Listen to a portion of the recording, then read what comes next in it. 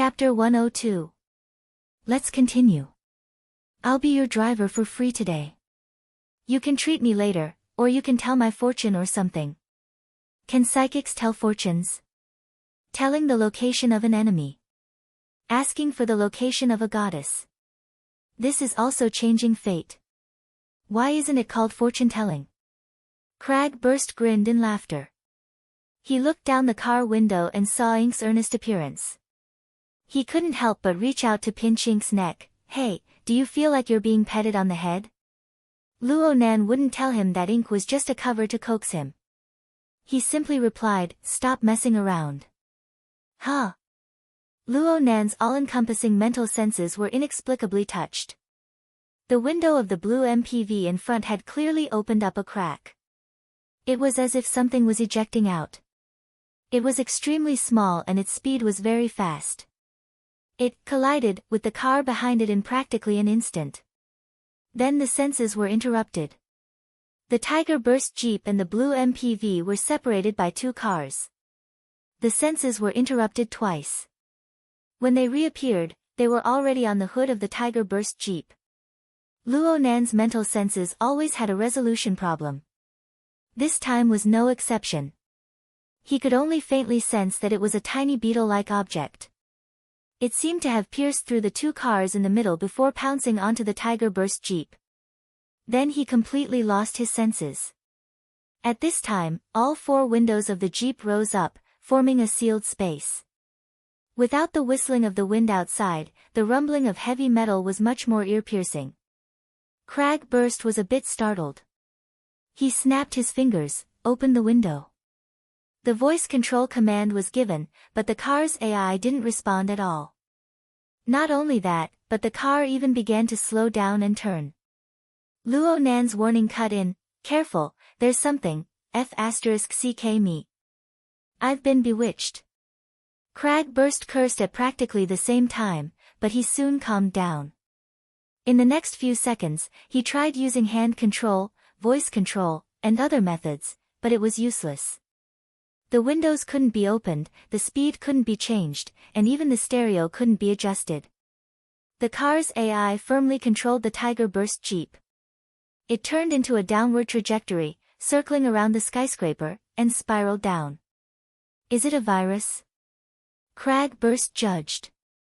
No, it's more like a mechanical bug. Luo Nan spoke of his observations. In any case, someone is controlling it from a distance. Crag Burst came up with the most reasonable explanation. We've been discovered. Aside from Crag Burst and Luo Nan, no one could see that the AI in this arrogant and domineering military-modified Tiger Burst had already gone out of control. The Jeep moved steadily along with the rolling traffic, but it was getting further and further away from its target. At this moment, Crag Burst and Ink were imprisoned in this sealed space. They didn't know where they would be taken. Crag Burst stopped all of his attempts to seize back control. He swept his eyes over the constantly changing environment outside the car. His eyes unexpectedly flickered with an exceptionally excited light, and the corners of his mouth perked up once more. He turned his head to Moshui. You must have been discovered, but they are targeting this car. You can continue. As soon as he finished speaking, he heavily elbowed the car window beside him. The tough bulletproof glass instantly exploded into fine cracks like a spider web. If intelligence wasn't enough, violence would make up the difference. Crag Burst's eyes didn't even blink when he treated his beloved car in such a manner. He extended his hand and tore down the glass window that was already on the verge of collapse. He casually tossed it into the back seat. His other hand suddenly grabbed Ink. He didn't care how the bird struggled, and he simply tossed it out the window. Go. Don't let me down. Ink was forcefully tossed several dozen meters away, just in time to avoid the downward trajectory of light. It spread its wings just in time to avoid the tragedy of smashing into the glass curtain wall of the building. Luo Nan shouted through the hex ear, what the hell are you doing? I want to know what they're doing. Crag Burst laughed boldly.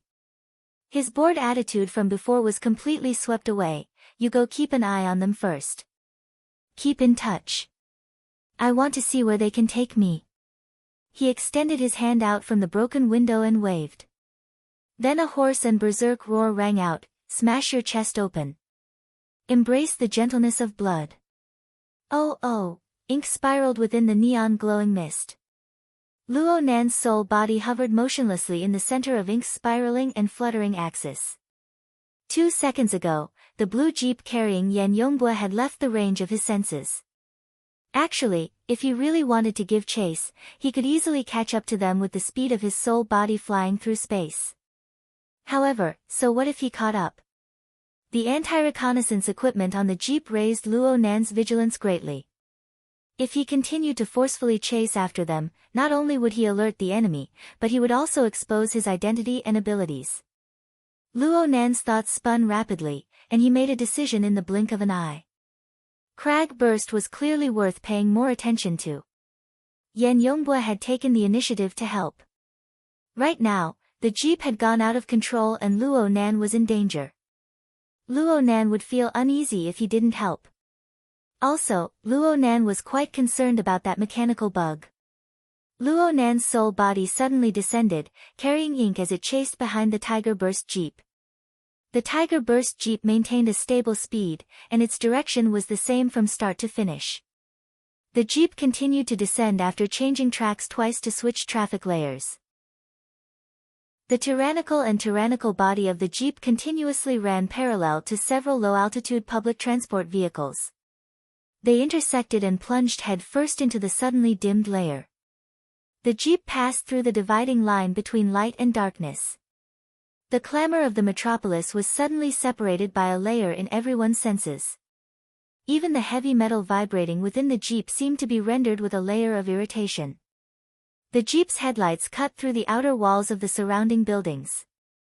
The damaged outer walls, the messy graffiti, and some suspicious black and red colors converged together. The recycling layer, due to the phototaxis of living things, people would always yearn for areas with fresh air and sunlight. This was especially true in the bustling area of the city center. The skyscrapers were dense, and the low-altitude transportation network extended in all directions. The residents of the city would go up and down. Sometimes, they wouldn't truly set foot on the ground for several years. A low-altitude public transport 30 meters above the ground was already the limit for most people to descend.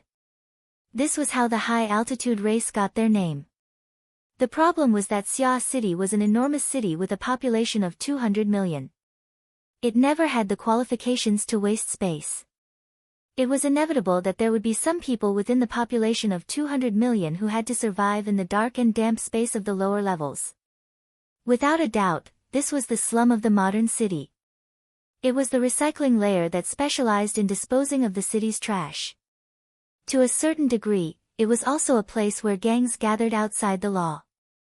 The Tiger Burst jeep roared as it charged down from the upper levels. It practically instantly attracted the gazes of a large number of professionals in this gloomy space. A sharp whistling sound rang out. Between the buildings, within the ever-narrowing alleys, high-powered modified motorcycles started up one after another. They sped along at high speed. People of all shapes and sizes on the motorcycles brandished malevolent spiked clubs, chains, and of course, firearms. They howled and cursed at the jeep that was still advancing along the light rail in midair. At the same time, they were also looking forward to it. Chapter 103. The light rail ahead has been destroyed. Automatically switching to off-road mode. The car's AI automatically issued an order. Several seconds later, the enormous Tiger Burst jeep slid down from the final port. Its 4 wheels landed on the ground, and it rolled over the primitive and shabby asphalt road as it continued forward. 20 to 30 people had already gathered together. They were the nearby gangs and motorcycle gang members. They cheered in unison. There were even more daring people who sped up and used their spikes to push against the side of the jeep. They sped up, leaving behind clear and distorted scratches on the jeep's body. And when they passed by the car window, they made a humiliating gesture towards Crag Burst, "You pig flaunting your wealth. I'm going to poke your ass until it explodes." Crag cracked a smile and returned the same gesture. Come. I'm afraid you're not tough enough. The curses outside grew even louder, but Crag didn't care in the slightest.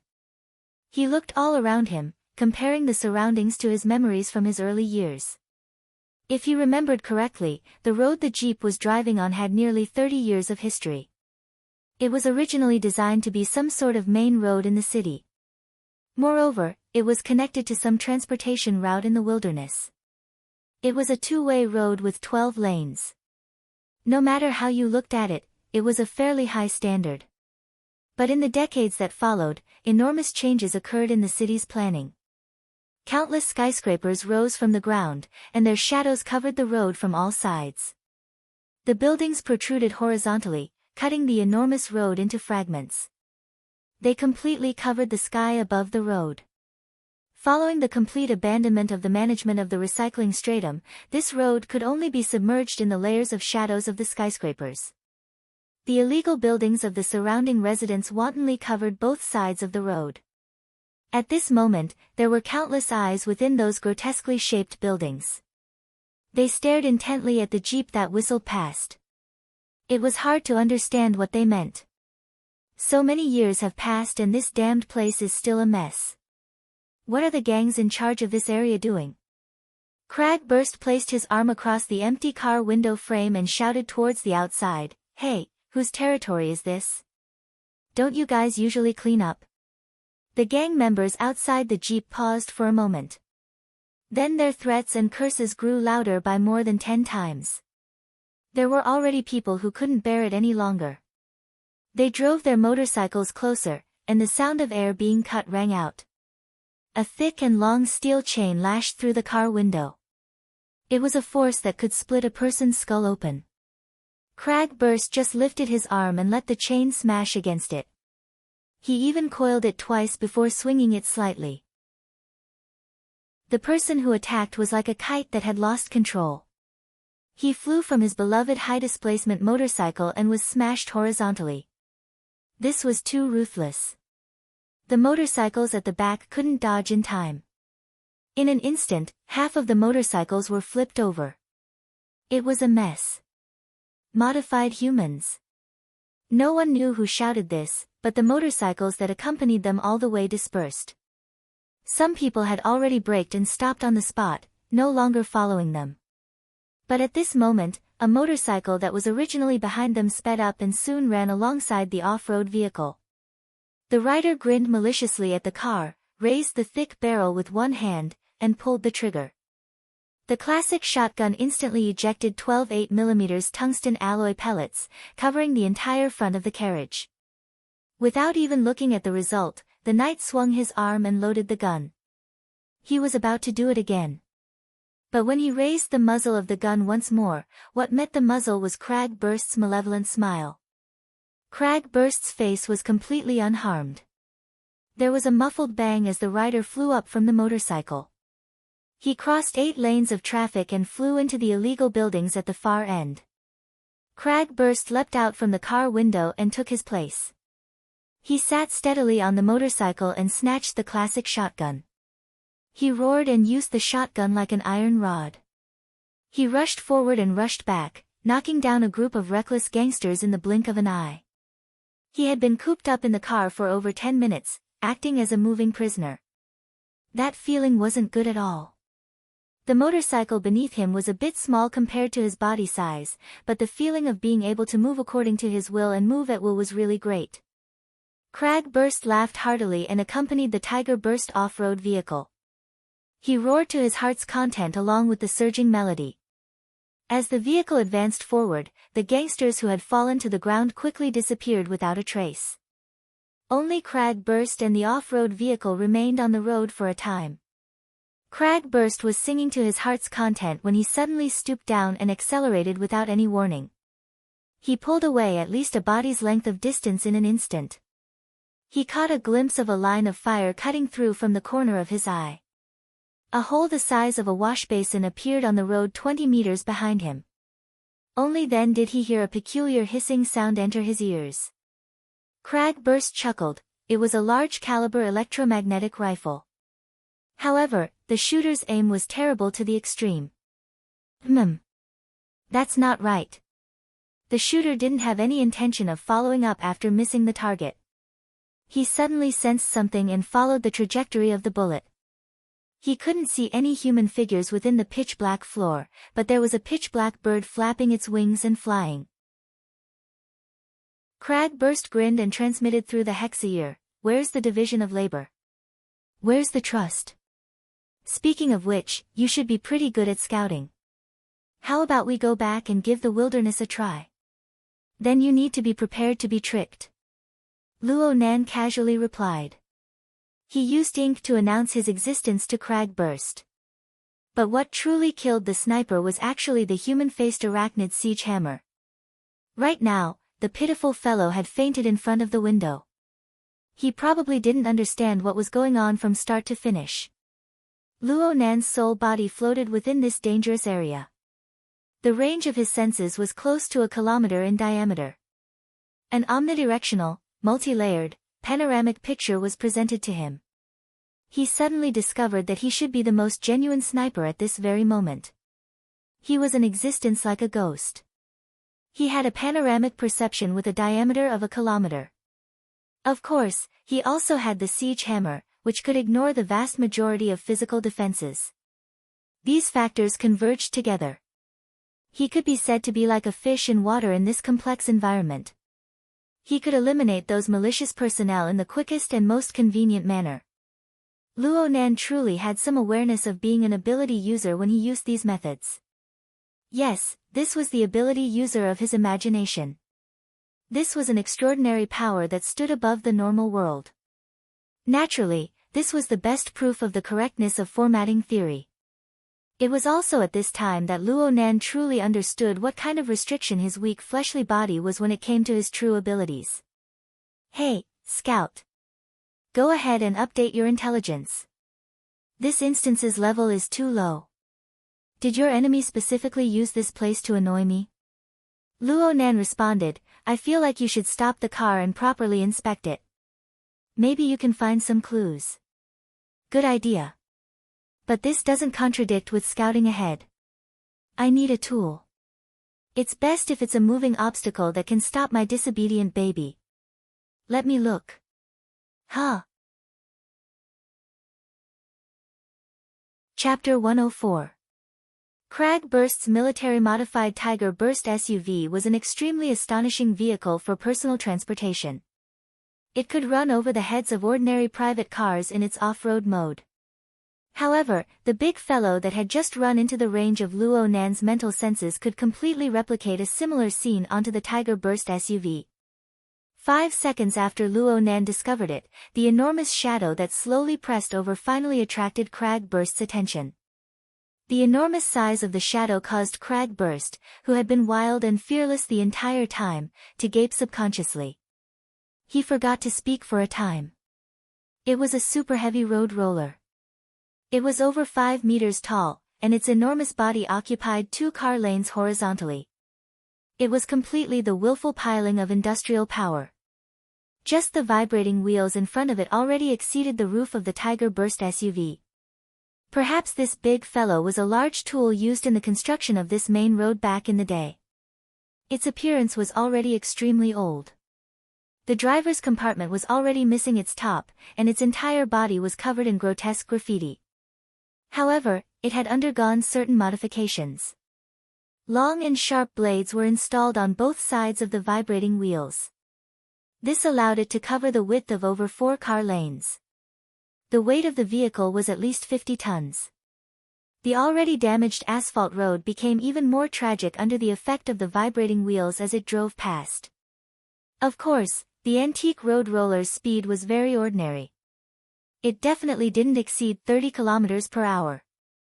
If the SUV were to turn around, it would be completely easy for this old fellow to eat the dust behind it. Or it could make a small detour and easily pass by it. But the problem was that the AI that controlled the SUV's movements didn't have any awareness that it was about to be smashed into pieces. It continued to maintain its original speed, direction, and route as it moved forward in a perfectly straight line. Hey! Hey! Cragburst did his best to wake his precious up, but it was destined to be futile. The distance between the two sides quickly became 300 meters. 200 meters. The Tiger Burst SUV contributed to the majority of the distance traveled, and it continued to do so. Luo Nan noticed that there were at least 5 gun-wielding personnel in the damaged compartment of the road roller other than the driver. They all raised their gun barrels and pointed them at Cragburst's position. 2 of them were electromagnetic rifles with astonishing destructive power. Only the heavens knew how these strictly controlled military firearms ended up here. Did the military also dispose of trash here? Out of the way. Luo Nan threw 2 siege hammers over as he warned Cragburst.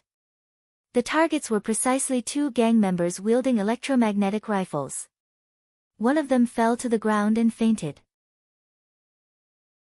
But a bewitching red light suffused the eyes of the other person. He was actually completely unaffected.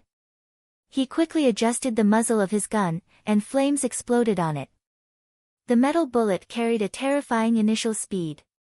It crossed a distance of several hundred meters in an instant, directly piercing through the location of Luo Nan's soul body. This shot did not touch anything substantial, but it truly gave Luo Nan a fright. The other party's spiritual sense was very sharp, and his judgment was very accurate. What was even more inconceivable was that he was immune to the siege hammer. Luo Nan had pierced through all of his material defenses, but it seemed that Luo Nan's attack aimed at the mental plane had missed. That gunshot had alarmed Cragburst. The other 3 firearms had already opened fire at this time. They were old-fashioned gunpowder weapons that were commonly seen in the black market. Their power was quite astonishing. Cragburst cursed loudly. The motorcycle suddenly sped up and swerved outwards, dodging the whistling rain of bullets. It narrowly brushed past the twisted blades of the road roller. Luo Nan was left behind. Cragburst let the motorcycle run away crookedly. Cragburst jumped up, and his strong body easily leapt over 4 meters into the air. He directly stepped onto the cockpit of the road roller and smashed it with a heavy fist. The driver was sent flying from the other side. Only now did the others adjust their muzzles. But no one was able to block Cragburst's fist. They fell from the road roller one after another. Cragburst instantly cleared the obstructions. Then he tried to control the big fellow beneath him to make it stop immediately. As long as it didn't move, Cragburst's beloved Tiger Burst Jeep wouldn't be smashed into smithereens even if it couldn't avoid a collision. The distance between the 2 vehicles was less than 50 meters at this time. A collision and a crushing would only take 2 or 3 seconds. Cragburst had operated this type of large-scale machine before. He felt that he could do it. But then Luo Nan's sharp warning sound penetrated the bottom of his heart in the form of psychic waves, dodge. Luo Nan's lack of professionalism was completely exposed at this critical moment. Though he gave a warning, he didn't indicate the direction of danger. Cragburst needed to make his own judgment. Fortunately, Cragburst had ample experience. He was able to discern the degree of danger from Luo Nan's hasty attitude. He didn't hesitate at all and leaped out from the cockpit. He didn't even stop on the road roller, he just flipped over. A plump metal pineapple was tossed into the air at nearly the same time as his movements. It fell right into the cockpit. F***ck me. Cragburst was shocked when he saw this scene from the corner of his eyes. A grenade. And it was a defensive grenade with the most terrifying killing radius. This sort of crude old-fashioned weapon had an enormous destructive power. It still had a certain place in the military. It could receive miraculous effects in special situations. The grenade was clearly pressed in someone's hand. The person had calculated the time to ignite it. It exploded with a bang while still in midair. Over 1,000 shrapnel were like a whistling storm, covering a vast space of 50 meters. With such an astonishing killing radius, even the gang members who had just fallen from the car were swept up. They screamed miserably. Cragburst wasn't known for his agility, but his mind worked quickly. He borrowed the force to rebound just as his body landed on the ground. He caught up to the road roller with a stride and stuck his body to the side of the car. His series of judgments couldn't be said to be incorrect, but someone was waiting for him here. A fist came smashing straight at him. The fist's speed and timing were all grasped to the peak of perfection. But the most shocking thing was the inconceivable weight. Cragburst received it with a single hand, but his entire upper arm was forcibly deflected. He could only watch helplessly as the heavy fist smashed into the side of his face. Cragburst soared into the air amidst the flying shrapnel and tumbled to a spot a dozen meters behind the road roller. An enormous rumbling sound came from right in front of the road roller at this time. The 5-ton Tiger Burst Jeep collided with the 50-ton road roller at a speed of nearly 100 kilometers per hour. The former's kinetic energy was reduced to zero in an instant. The front of the car caved in and parts exploded in the air. It was a tragic sight to behold. Although the road roller didn't immediately roll over the Jeep, it maintained its previous speed after a slight pause. It continued to push the scrapped Jeep forward. More and more parts of the Jeep were swept up by the vibrating wheels. It seemed that the most miserable fate was unavoidable. Luo Nan had witnessed everything that had happened before and after the road roller. He was stunned for a time. But at this moment, his attention was placed on the person who had caused all of this. Yes, it was the person who had ignored the human-faced arachnid siege hammer attack. The person who had played dead when Cragburst boarded the car. Then the person who had tossed out a defensive grenade and seized the opportunity to strike Cragburst down with a heavy punch. Now the person had jumped from the road roller onto the Tiger Burst Jeep. Chapter 105. Luo Nan was already able to clearly see the person's appearance. He was a white man, a rare sight in Xia City. He looked to be in his 40s, maybe a bit older. The scars on his face showed that he had been through a lot. Of course, Luo Nan had a deeper impression of this person's left eye. It was a mechanical eye. If one looked closely, they would find that there were no decorations on it. The cold metal structure, as well as the red light in the center that made one's heart tremble, made it difficult for one to treat it with a normal heart. This guy isn't a normal human. Luo Nan's mental senses had been covering the target this entire time. He discovered that this person's appearance was just as it indicated.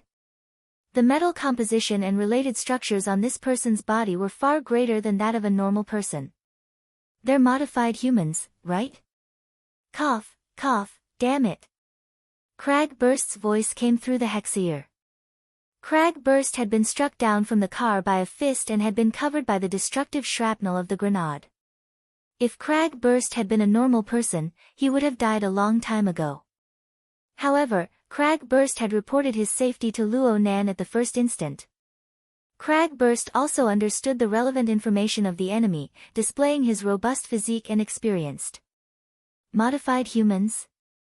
Luo Nan had some understanding of the relevant concepts. He saw that there was still some time before Cragburst would catch up, so he used his senses to scan in greater detail while exchanging information with Cragburst. You're saying that he's like the military's mechanical warriors? What mech warrior? He's just a modified human. There's no other way to describe it, and this modification has been abolished for almost 20 years, at least on the surface. Is he over 40 years old? Yeah, pretty much. That should be it. He's pretty good at using military equipment, and he's pretty good at scamming people. But a guy like him must have special privileges. He has to report to the SCA every year. Why is he here? Cragburst felt that this was incomprehensible, and so did Luo Nan.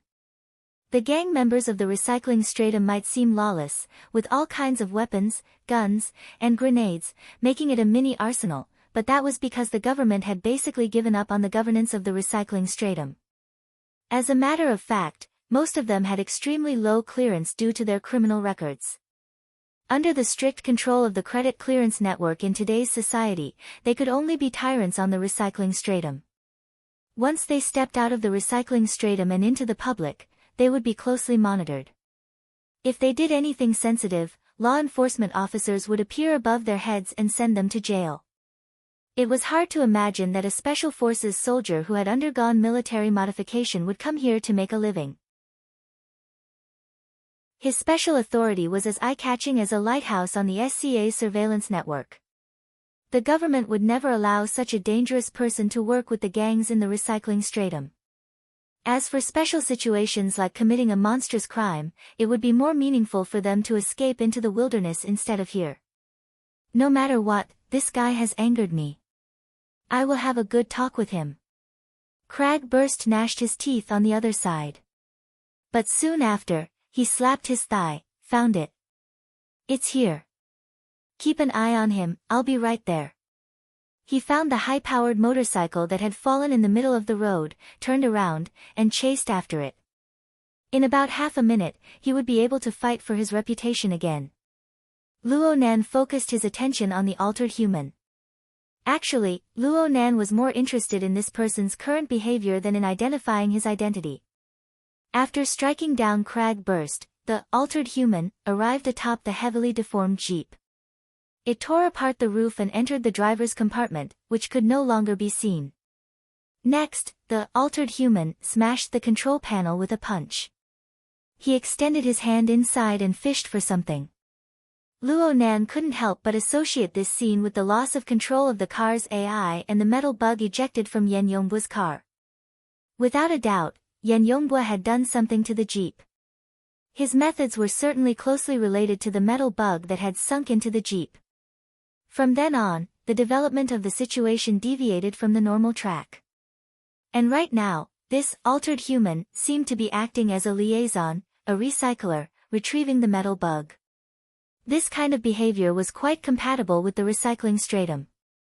And from this point of view, perhaps the metal bug was a very crucial thing. Perhaps it involved some deep secrets of Yan Yongbua's. Luo Nan's mental senses became even more meticulous when he thought of this. Though his soul body couldn't do much right now, he wanted to lock onto the target of the other first before considering his next step.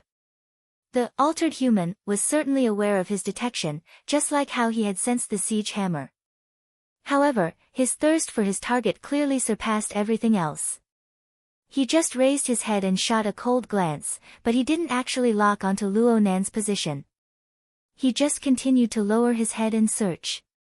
Suddenly, the altered human's arm that had extended into the control panel paused for a moment.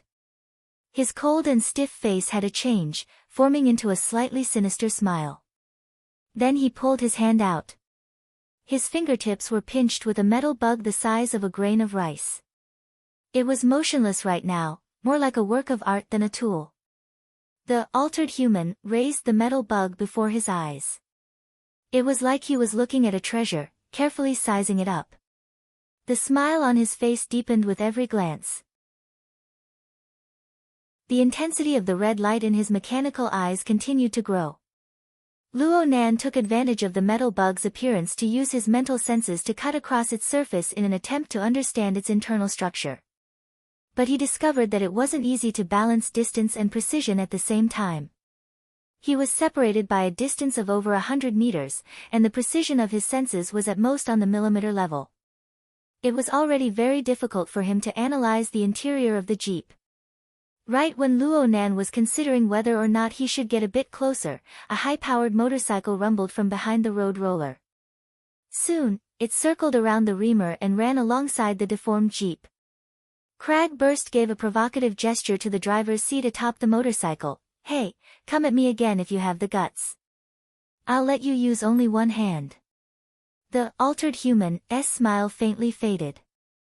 His ice-cold mechanical eyes cut to Cragburst's side, but he didn't immediately respond.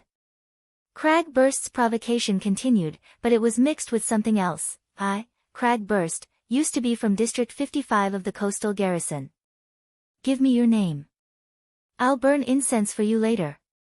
The altered human's lips and teeth opened and closed slightly within the jeep's driver's seat. He spoke for the first time, but the feeling was that he was mocking Cragburst, a soldier. "You're not."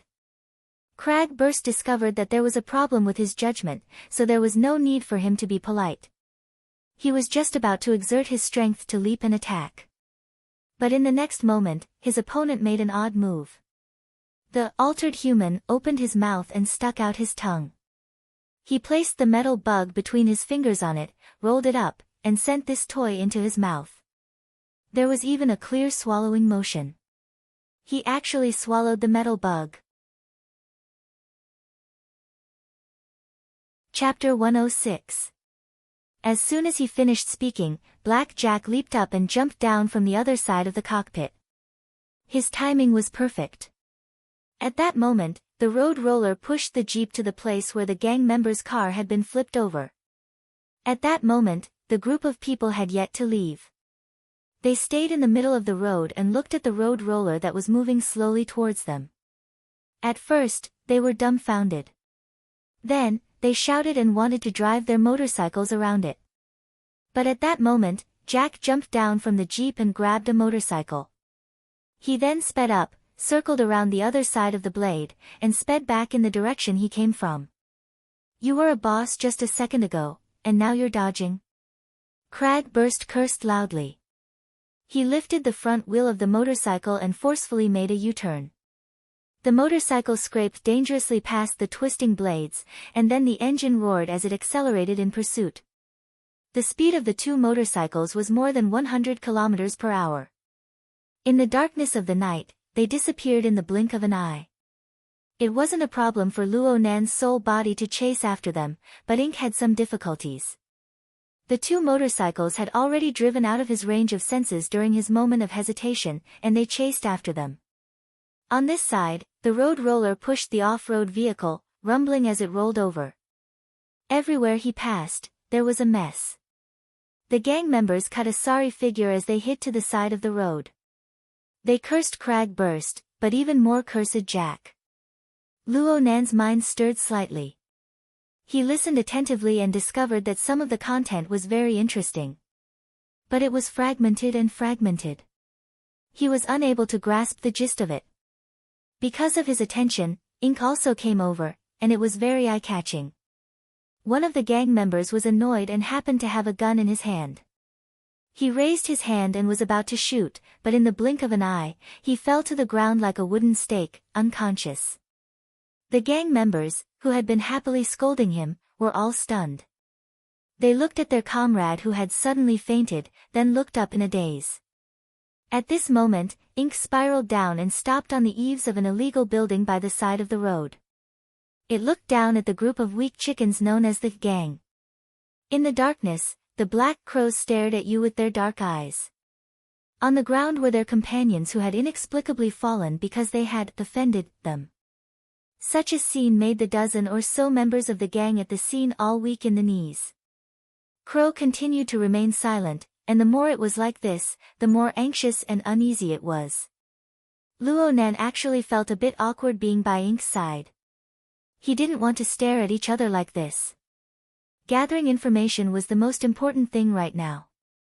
The problem was that Ink was a crow. How could it communicate with humans? It would be better if it was a parrot.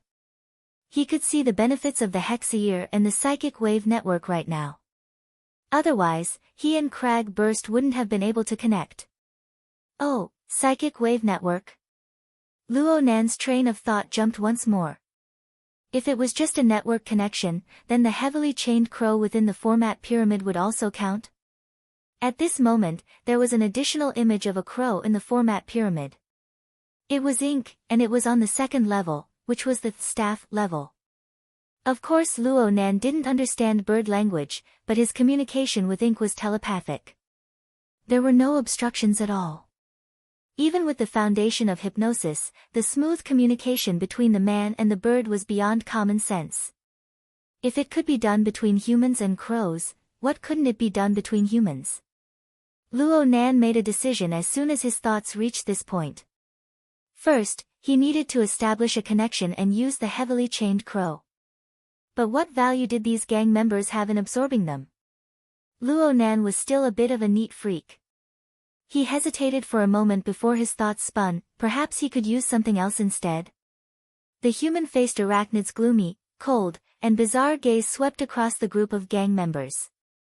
Of course, none of the gang members were able to see the human-faced arachnid. But being targeted by that bizarre crow was enough to make them panic. The group of people were stuck between a rock and a hard place when the crow suddenly spread its wings and screeched. It was hoarse and unpleasant to listen to, causing everyone to shiver. More importantly, a weak yet inexplicably clear voice directly rang out in the depths of their minds at the same time this screech rang out. It coiled at the bottom of their hearts, I ask. You answer. Oh my God. Miserable and panic-stricken cries rang out. Some people turned around and ran. At the same time, there were also people who didn't make a sound. Their eyes rolled back as they fell to the ground. This time Luo Nan really didn't do anything. This brother was the one who fainted from fright. Of course, the gang members who tried to escape soon received a siege hammer that was neither light nor heavy. They didn't faint, but they were in great pain. They fell to the ground, clutching their heads as they screeched. From start to finish, they saw this savage and bizarre scene. The gang members literally froze to death on the spot. Monsters, mutants, black technology. All sorts of absurd thoughts came and went, but they really didn't dare to move their feet. The road roller rumbled away into the distance, gradually disappearing. The road surface was silent for a time. I ask. You answer. Luo Nan repeated his previous words. At the same time, he was also paying attention to the changes in the format pyramid. The human-faced arachnid was located on the technician level. It was currently the center of all the changes. Following Luo Nan's decision, this Darksider species spat out a spider's silk-like thread, projecting it into the turbid flow of emotions. The human-faced arachnid was like a skilled fisherman. It used the spider's silk to hook up fish one after another. It tossed them to the lowest level of the format pyramid to stand side by side with the images of Xia Junping and cat eyes. However, they were much fainter. They were like fragile bubbles that could burst at any time. In the real world, there were over a dozen gang members. Without exception, all of them were brought under the control of the human-faced arachnid. There was nothing that could be easier than this when the emotions of fear spread wantonly. As the mastermind behind the scenes, this was the first time Luo Nan saw how the human-faced arachnid controlled its target. He was stupefied for a time, so it was actually this simple. In any case, with the establishment of the local area network and the formation of the mental connection, the following matters would be much easier. A spiritual wave was transmitted from the Hexaear approximately 2 minutes later. Crag Burst had taken the initiative to contact him. Fuck. Scout, where have you been? Luo Nan was able to guess the result just by listening to the emotions in her voice. You lost them? That black rat. He can't do anything else, but his ability to dig holes in alleys is top-notch, and he even shot from the back. Hey, where's the scouting ahead? Your speed is over 100. I can't keep up. Of course, Crow wasn't able to keep up.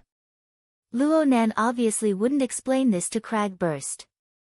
F***CK, F***CK, F***CK, F***CK.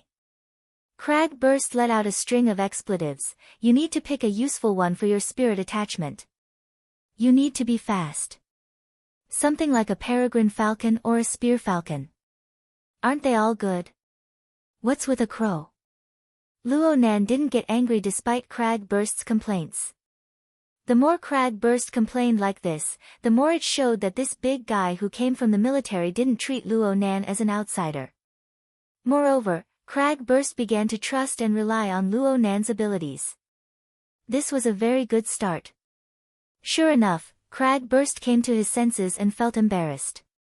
He coughed twice. Since I know you have this ability, I'll help you buy a good bird from the society later. As long as the price is right, it's not impossible to get a mutant. Sure. You can help me pick one later.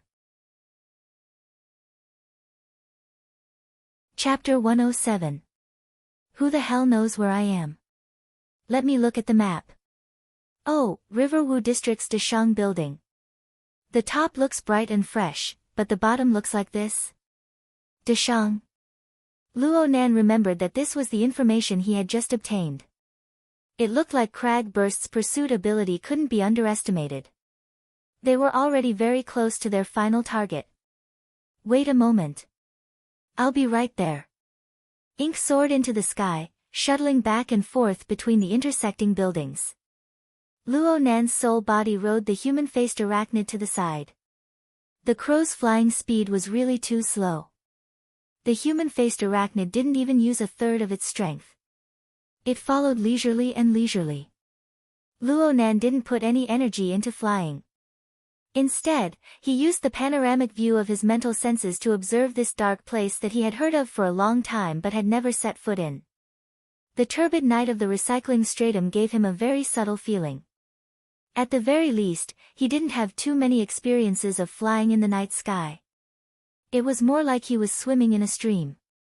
And as time passed, the panoramic view cut open the deepest parts of this area and presented them before his eyes.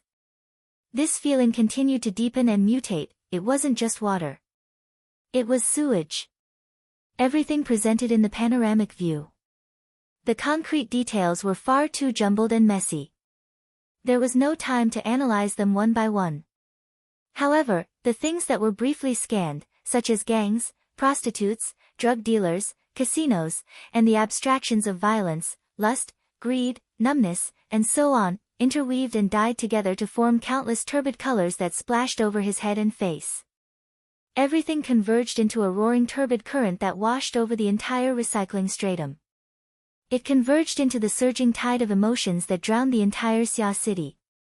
In the end, this was just a tributary. It was a bit dirtier. The human-faced arachnid was quite comfortable in this environment. It was like a fish in water. But soon Luo Nan discovered that the human-faced arachnid wandered in the turbid current of emotions. It had a slight appetite. Weren't these turbid negative emotions the food it craved the most in the past? This fellow relied on these sorts of things to grow stronger and stronger. But right now, it seemed to be disdainful. Luo Nan tried to communicate with the human-faced arachnid. His analysis of the human-faced arachnid's information was far from complete. If he forced himself to understand it, there would be a lot of confusion and ambiguity. In the end, he could only confirm one thing: the human-faced arachnid had already undergone a certain level of evolution, so much so that its original food was no longer able to satisfy its needs. After all, there was no fish that relied on drinking water to survive. Perhaps the evolution of the human-faced arachnid was equivalent to a transition from a plankton to a fish? Should he congratulate her? Right when Luo Nan was racking his brains over the problem of the human-faced arachnid eating, the Deshang building was already in sight. Cragburst had been waiting impatiently for a long time. Right now, he was standing on the 10th floor of the skyscraper, gazing into the distance. When he saw Ink flying over, he waved his hand excitedly from afar. "Hurry, I found an entrance here." Ink flapped its wings, searching for a place to land. How could Cragburst wait any longer? He pointed to his shoulder and said, "Over here, I guarantee your safety." Luo Nan wasn't polite with him. He gave Ink an order and directly descended onto Cragburst's shoulder. Immediately, the two of them began to exchange information. Everything below the 30th floor of the building, including the underground buildings, has a zigzag structure. The division between the inside and the outside is actually an isolation zone. Many of the buildings adjacent to the recycling stratum are built like this. Cragburst had researched quite a bit of information while he was waiting. The isolation zone is a one-way passageway. Security is tight and all permissions are locked down. There are no normal channels to enter the business district of the building from the recycling stratum. It's the same no matter who it is. Outside of the isolation zone is the world of the gangs. They have dug through countless rat holes here. They have dug through not just the Deshang building, but the neighboring buildings as well. There are quite a few people living inside. Luo Nan listened to Cragburst's chatter and matched this part of the situation with his own understanding of the information. He organized his words and said, "According to the information I've obtained, there is an underground fighting arena here in the Deshang building. People often come here to participate in gambling fights. Many of them are big and wealthy guests who throw money away. Jack is the ace host and referee of the fighting arena. He might also be one of the bosses behind the scenes. Underground fighting? Cragburst's interest was immediately piqued when he heard the word fighting. How come I've never heard of this before? I've been to practically all the fighting arenas in Xia City, public, private, legal, and illegal. It's probably because this place is reserved for minors. The periphery of the Deshang building's isolation zone was just as Cragburst said. It was dirty, messy, and crisscrossed with dark tunnels. Luo Nan was able to obtain a lot of useful information from the mouths of the gang members. In addition to the panoramic image support of his mental senses, Luo Nan was able to move more smoothly and freely than the gangs entrenched here. Cragburst originally had a belly full of anger because he was unsuccessful in his pursuit of Jack. He wanted to vent. But he never expected that Luo Nan would just cheat and open the map the moment he arrived. He only saw the shadows of the gang members chasing and weaving their way in and out, but he could only eat the dust from behind. The number of people he actually met was few and far between. It was hard for him to put his strength to use. He wasn't an idiot. Naturally, he could feel that Luo Nan wasn't just using the crow to scout. Instead, Luo Nan had a higher level of perception at play. Good boy. There's something wrong with your ability. In terms of range, even cat eyes isn't this abnormal. Cat eyes? Luo Nan was quite interested in this unruly woman who suddenly appeared in his own pyramid. Since the intensity of their advance wasn't that great, he just asked casually, what's the range of her long-range perception? Her all-encompassing perception ranges from 50 to 70 meters. Her psychic perception has a limit of 3,720 kilometers when she's in a good state. How much? Luo Nan nearly choked awake. Are you talking about kilometers or meters? It's kilometers without a doubt. Cragburst laughed out loud. It's inconceivable, right? But this is the terrifying aspect of long-range perception. As long as the feeling comes, there's no reasoning with you. Back in the day, Cat Eyes did one of the most amazing things. She used her extrasensory psychic perception to guide a 1,000,000-ton nuclear-penetrating warhead. It smashed directly into the underground lair of the mutant species in the wilderness. It was a standard hit to the soul. A bunch of arrogant big shots from the military all knelt before her. Luo Nan didn't know what to say for a time. He had been proud of the range of his soul body's senses before, but he immediately encountered a standard that he could only look up to. But when he thought about it again, such an amazing person had actually entered his pyramid without a trace. She was more or less affected and suppressed by him. The feeling was quite subtle. Cragburst concluded, in a certain sense, Cat Eyes' ability should be the closest type to that of a psychic, but it isn't that mysterious. Aside from being unstable and being powerless against the Darksider species, she practically doesn't have any other flaws. So, by all means, don't offend her.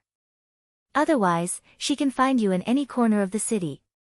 She can take advantage of the time when you're in a dream. Crack. Cragburst made a motion of twisting Ink's neck and laughed loudly. He reached back to pinch Ink's head. You really need to be careful. I felt that you and her seemed to be innately incompatible that day. Huh? There's no way out. Chapter 108. The other side of the wall is the quarantine area. There's also an underground fighting arena.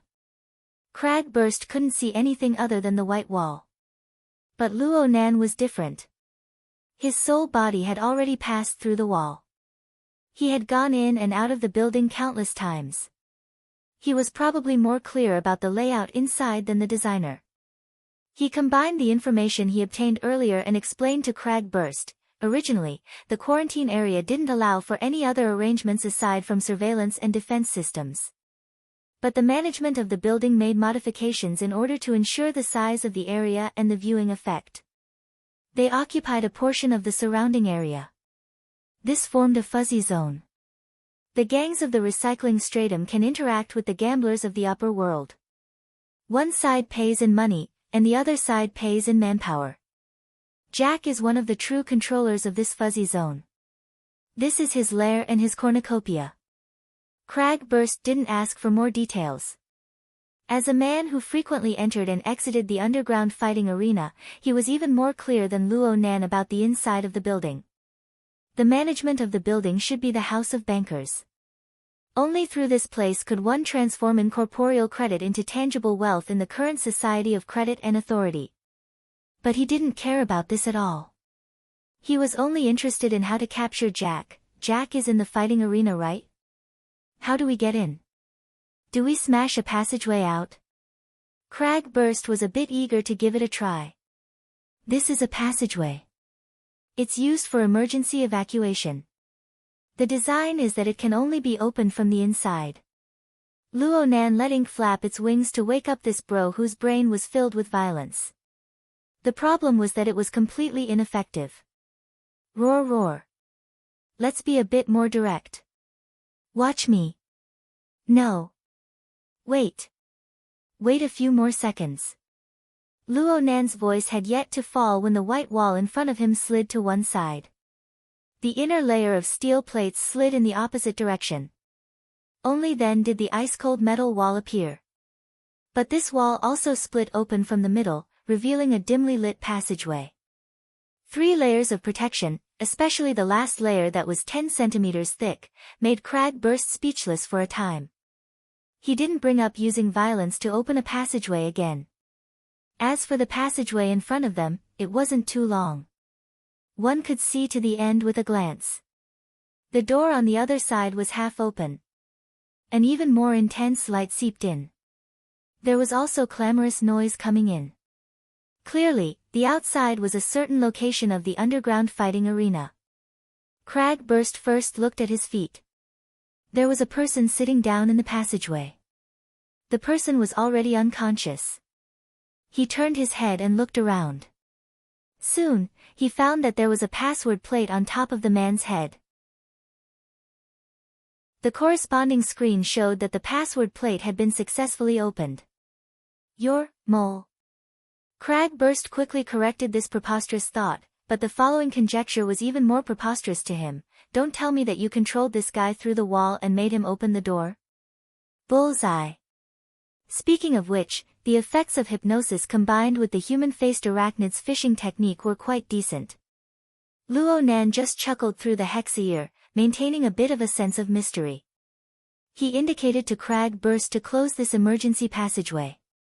This place was certainly connected to the control room. Though they couldn't hide it for too long, they could hide it for as long as they could. What the hell, this isn't just spirit attachment, it's some kind of ability enhancement.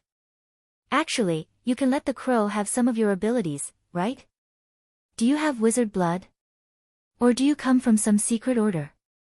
Cragburst's thoughts were getting more and more outrageous. Luo Nan was really worried that the words, "his soul is in an out-of-body state," would come out of Cragburst's mouth. Luo Nan could only interrupt Cragburst once more. Let's speed things up. It's very likely that Jack is only using this place as a transit point. The isolated area can't enter the business district of Dashang Building, but there's a direct passageway to the upper city district. Cragburst immediately shut his mouth. He simply cleaned up the scene and passed through the passageway. There was a circular hallway outside. The curvature was extremely obvious, making people feel that the space was indeed limited. The operator of this place had indeed made use of the space to the extreme. On the concave side of the wall, there was a curved wall projection every now and then. On it, there was an exciting scene in the arena. Sure enough, they're all kids. Cragburst's brows furrowed. He was a professional, so he felt vexed by the various scenes displayed on the screen. They have a certain amount of fighting techniques, but they're all competing in the dark and ruthless. They're trying to kill people. Many of the scenes of being knocked down on the screen had broken hands and feet, or they had been struck in a vital spot. Cragburst wouldn't even blink an eye at these things in the adult fighting world. But the two combatants on the screen didn't look to be older than 15, which was the same age as Luo Nan. They were a group of half-grown kids. They didn't hold back in the slightest. Did they really know what this represented? Many of them knew, judging by the ominous glint in their eyes. And the feeling brought about by this sort of warped thinking made people feel even more uncomfortable. The sound of footsteps came from both sides of the hallway at this time. Cragburst's intentions were to just go up and be done with it. But Luo Nan indicated for Cragburst to go to the other side, to a room with a thick curtain covering the door. Cragburst thought that this was the passageway to the fighting arena, but he discovered that it seemed to be a lounge after entering. The layout was very simple and crude. There were only wardrobes and benches. The passageway to the fighting arena was further inside. There was already a person in the lounge right now. He wore combat shorts, and his upper body was bare. He didn't wear shoes, and a towel was draped over his head. His face was drooping. It seemed that he was conserving his energy. He should be the next competitor to take the stage. He didn't have a coach or a friend by his side. He was all by himself. His entire body was cold and gloomy. He actually didn't react at all to Cragburst, the big guy who had suddenly barged in. Cragburst was a bit stupefied. Then he discovered that the room was actually very noisy. There was a display screen in the lounge as well, but it was a bit smaller than the one outside. The sound from the display screen was quite loud. It made people wonder what use this lounge could serve. The display screen just so happened to jump to a new scene at this time. "Look, Jack." Luo Nan reminded Cragburst to pay attention. The two's minds shook, but they soon discovered that this was just a video clip. Jack was wearing a referee uniform at the time. He wore a bow tie. His body was ramrod straight, and he had a sense of propriety. Aside from the unsightly scars on his face, he looked more like a noble steward than a referee. It was no wonder that his hosting and refereeing were so popular. "This match isn't bad." Cragburst used a professional gaze to evaluate the tall and skinny one. "His foundation is very solid. He has a sense of propriety in his attacks. He's a very good control-type competitor." "Hold on. There's something wrong with the editing." The editor had chosen this shot to be the scene of the tall and skinny kid slowing down, dodging, and circling around, which Cragburst had praised. It was completely different from the intense fighting scene before. Such camera language should be hinting at something. Luo Nan discovered that the competitor, who had his head lowered all this time, had raised his head to stare at the display screen. His thin and pale face was revealed beneath the towel. He was unexpectedly calm, and he continued to ignore Cragburst to the side. Chapter 109. The focus of the human-faced arachnid's attention was on the quiet and silent competitor. This person's age was about the same as Luo Nan's. His reserved and gloomy nature was about the same. However, the reason for the human-faced arachnid's attention was certainly not because of this. The feedback Luo Nan received was mostly anticipation and hunger. He was like a glutton, staring fixedly at a dish that was gradually cooking on the stove. He felt it was a pity to eat it, but he was impatient to not eat it. "This is the new food you've chosen." Luo Nan had just been pondering over the changes in the human-faced arachnid's diet. Now he had a true reference. He couldn't help but spend a bit of energy to pay attention, but how could he understand it in a short period of time? And at this moment, the camera turned. The strangely edited match ended, and there was even a post-match scene next. The two competitors stood in the center of the fighting stage, and Jack stood between them. It seemed that it was time to announce the victor. From the previous clips, the lanky kid's advantage was extremely clear, even though he had inexplicably less clips. He displayed an astonishing level of control. However, Jack wasn't in a hurry to announce the victor. He lowered his head to look at his watch. At this moment, the background music of the edited scene strangely stopped. This caused the sharp whistles and whistles from all four sides of the stands to grow louder, more clamorous, and more deafening. Finally, Jack made a move. He spread his arms, but he didn't act like a normal referee, grabbing the competitor's hand. Instead, he wrapped his arms around the shoulders of the two teenagers. It looked extremely intimate. But at this moment, the children's bodies went rigid. Jack wasn't in a hurry to announce the victor. Instead, he spoke like he was reciting a poem. His voice passed through a miniature microphone and spread throughout the entire arena. As the referee, I must judge fairly. This is a conservative fight. The screams from the stands suddenly rose to a whole new level. A fight that has gone beyond time. The screams and cheers grew louder and louder. Some people even stood up and waved their arms towards the fighting stage. This spurred on even more people. Soon, no one was sitting in the entire fighting arena. Jack's expression didn't change as he spat out his final judgment, a fake fight. The people in the stands went completely crazy.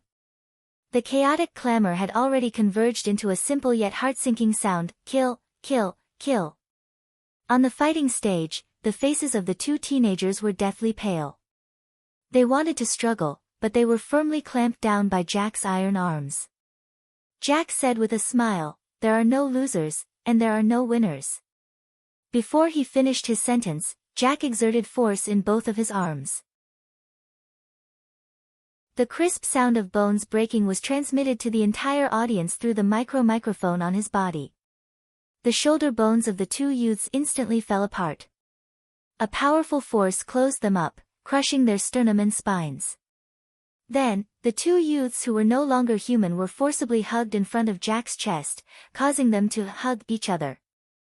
A pair of faces that were bleeding from all 7 orifices collided with each other, and then softened into 2 piles of dead flesh.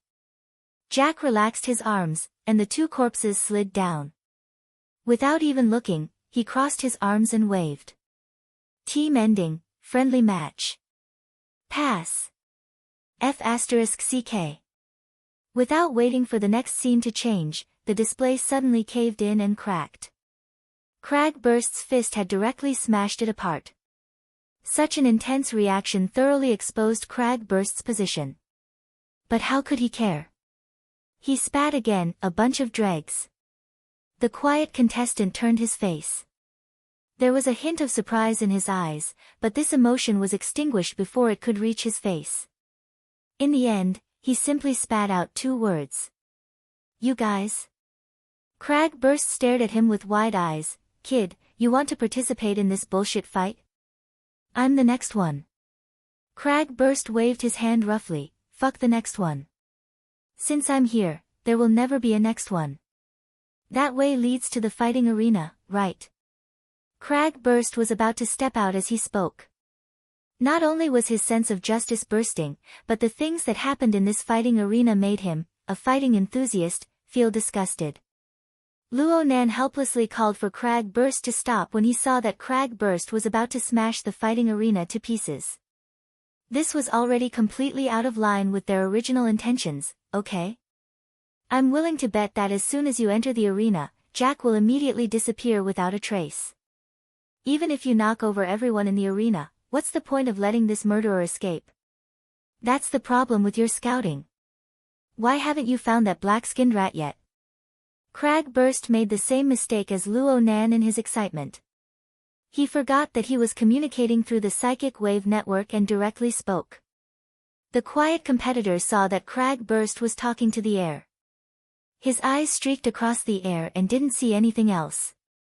In the end, his eyes stopped on the crow on Cragburst's shoulder.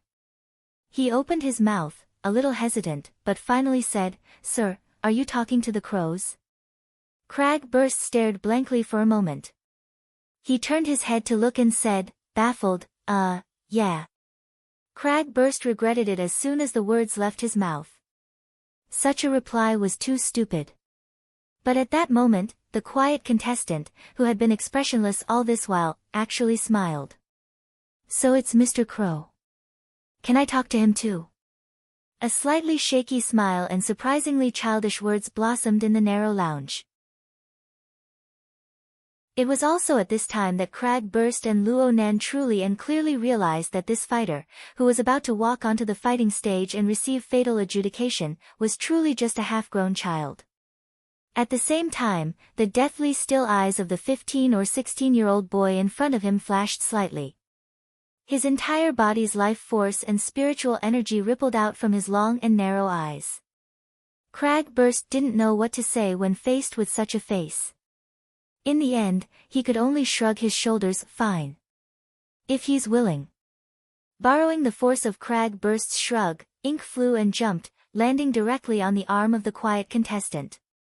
Of course, this was under Luo Nan's indication. Oh. The quiet contestant was delighted by Ink's intelligence. Then he slightly straightened up and bowed very solemnly toward Ink. My name is Rue-1. They call me Marauder, but I'm nothing more than a crow. This is my 100th match, and it's also my last match. I hope that Mr. Crow can give me his blessings.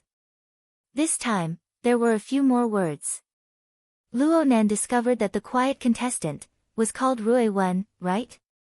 His voice was quite special. It seemed that his voice hadn't gone through puberty yet. There was a bit of sharpness within the hoarseness, and there was a natural resonance of breath. It was very unique. It made people feel that if he were to sing, he would be quite good. That, Cragburst didn't quite understand. He tried to interrupt but was stopped by Luo Nan. This sort of feeling was far too familiar. The current Rue-1 was the same as Luo Nan many times. He was completely trapped in his own circle, forming his own logic. There was no need to forcefully break it.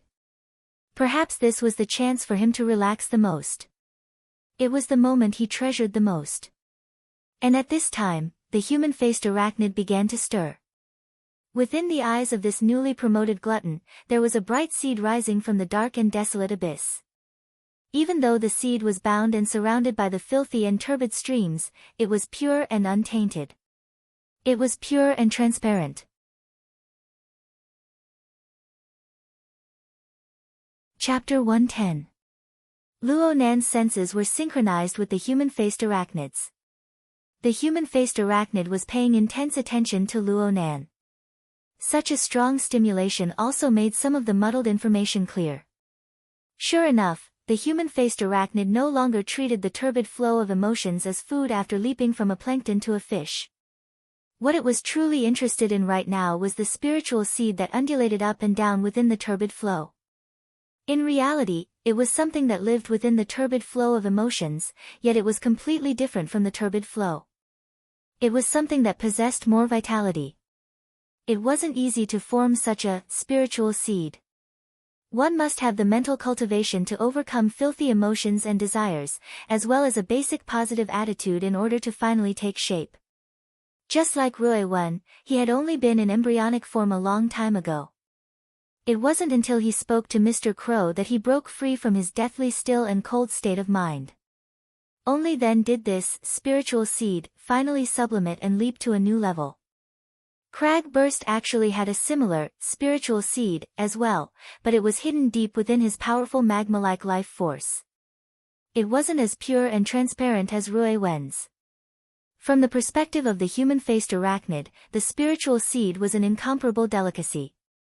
Swallowing the spiritual seed was both a form of eating and evolution. Its evolution method was very lethal. It basically used the vitality and spirituality of others as nourishment. Its path of evolution was built on the foundation of destroying the hopes of others. Without a doubt, the human-faced arachnid was an existence that was evil to the extreme. Even if Luo Nan relied on its strength to a large degree, he would not deny this point. Although he did not deny it, it did not mean that he would allow it. Otherwise, what was the difference between it and the human-faced arachnid? Luo Nan's complete control over the human-faced arachnid was displayed without restraint. No matter how intense the human-faced arachnid's desire to eat was, the heavily chained crow shook, and it had to be well behaved. At this moment, someone walked in from the passageway that led to the fighting arena. The moment the door opened, the noise from the fighting arena almost overwhelmed the small resting room. Fortunately, it was quickly isolated again. That person said loudly, Rue-1, get ready to go on stage. The incomparable 100th match. Who are you? Your grandfather. Crag burst revealed an evil grin towards that person. Before that person could cry out in shock, Crag burst slapped him unconscious to the ground. Ruewen turned a blind eye to this. He was already completely immersed in his own world. He stood up and gently swung his arms up and down. Well, Mr. Crow, here comes my last battle. You won't be stingy with your blessings, right? Swish. Perhaps it was because Ink was quite satisfied from being swayed, but Ink had already opened its mouth before Luo Nan could speak. Its hoarse voice was unpleasant to hear, but it made Ruewen smile once more. He crossed his arms and walked over to Crag Burst's side. He returned the ink. Thank you, sir. You and Mr. Crow's arrival is my fortune. Ahem, nothing. With Crag Burst's straightforward temperament, he really wasn't suited to dealing with a reserved and autistic person like Ruewen. The logic of both sides was not on the same line. Luckily, Luo Nan extended a helping hand at this time. He gave Crag Burst some advice, allowing Crag Burst to ask for information, even though his words were very clumsy. You just said 100 matches. Is there any special meaning to it? After 100 matches, I can choose to walk the path of judgment and leave the arena. Hee, it's all tricks, and they've been used too much. Crag Burst had seen similar situations far too many times in other underground arenas. Are there challenges on the road of adjudication? Of course. Who made it out in the past?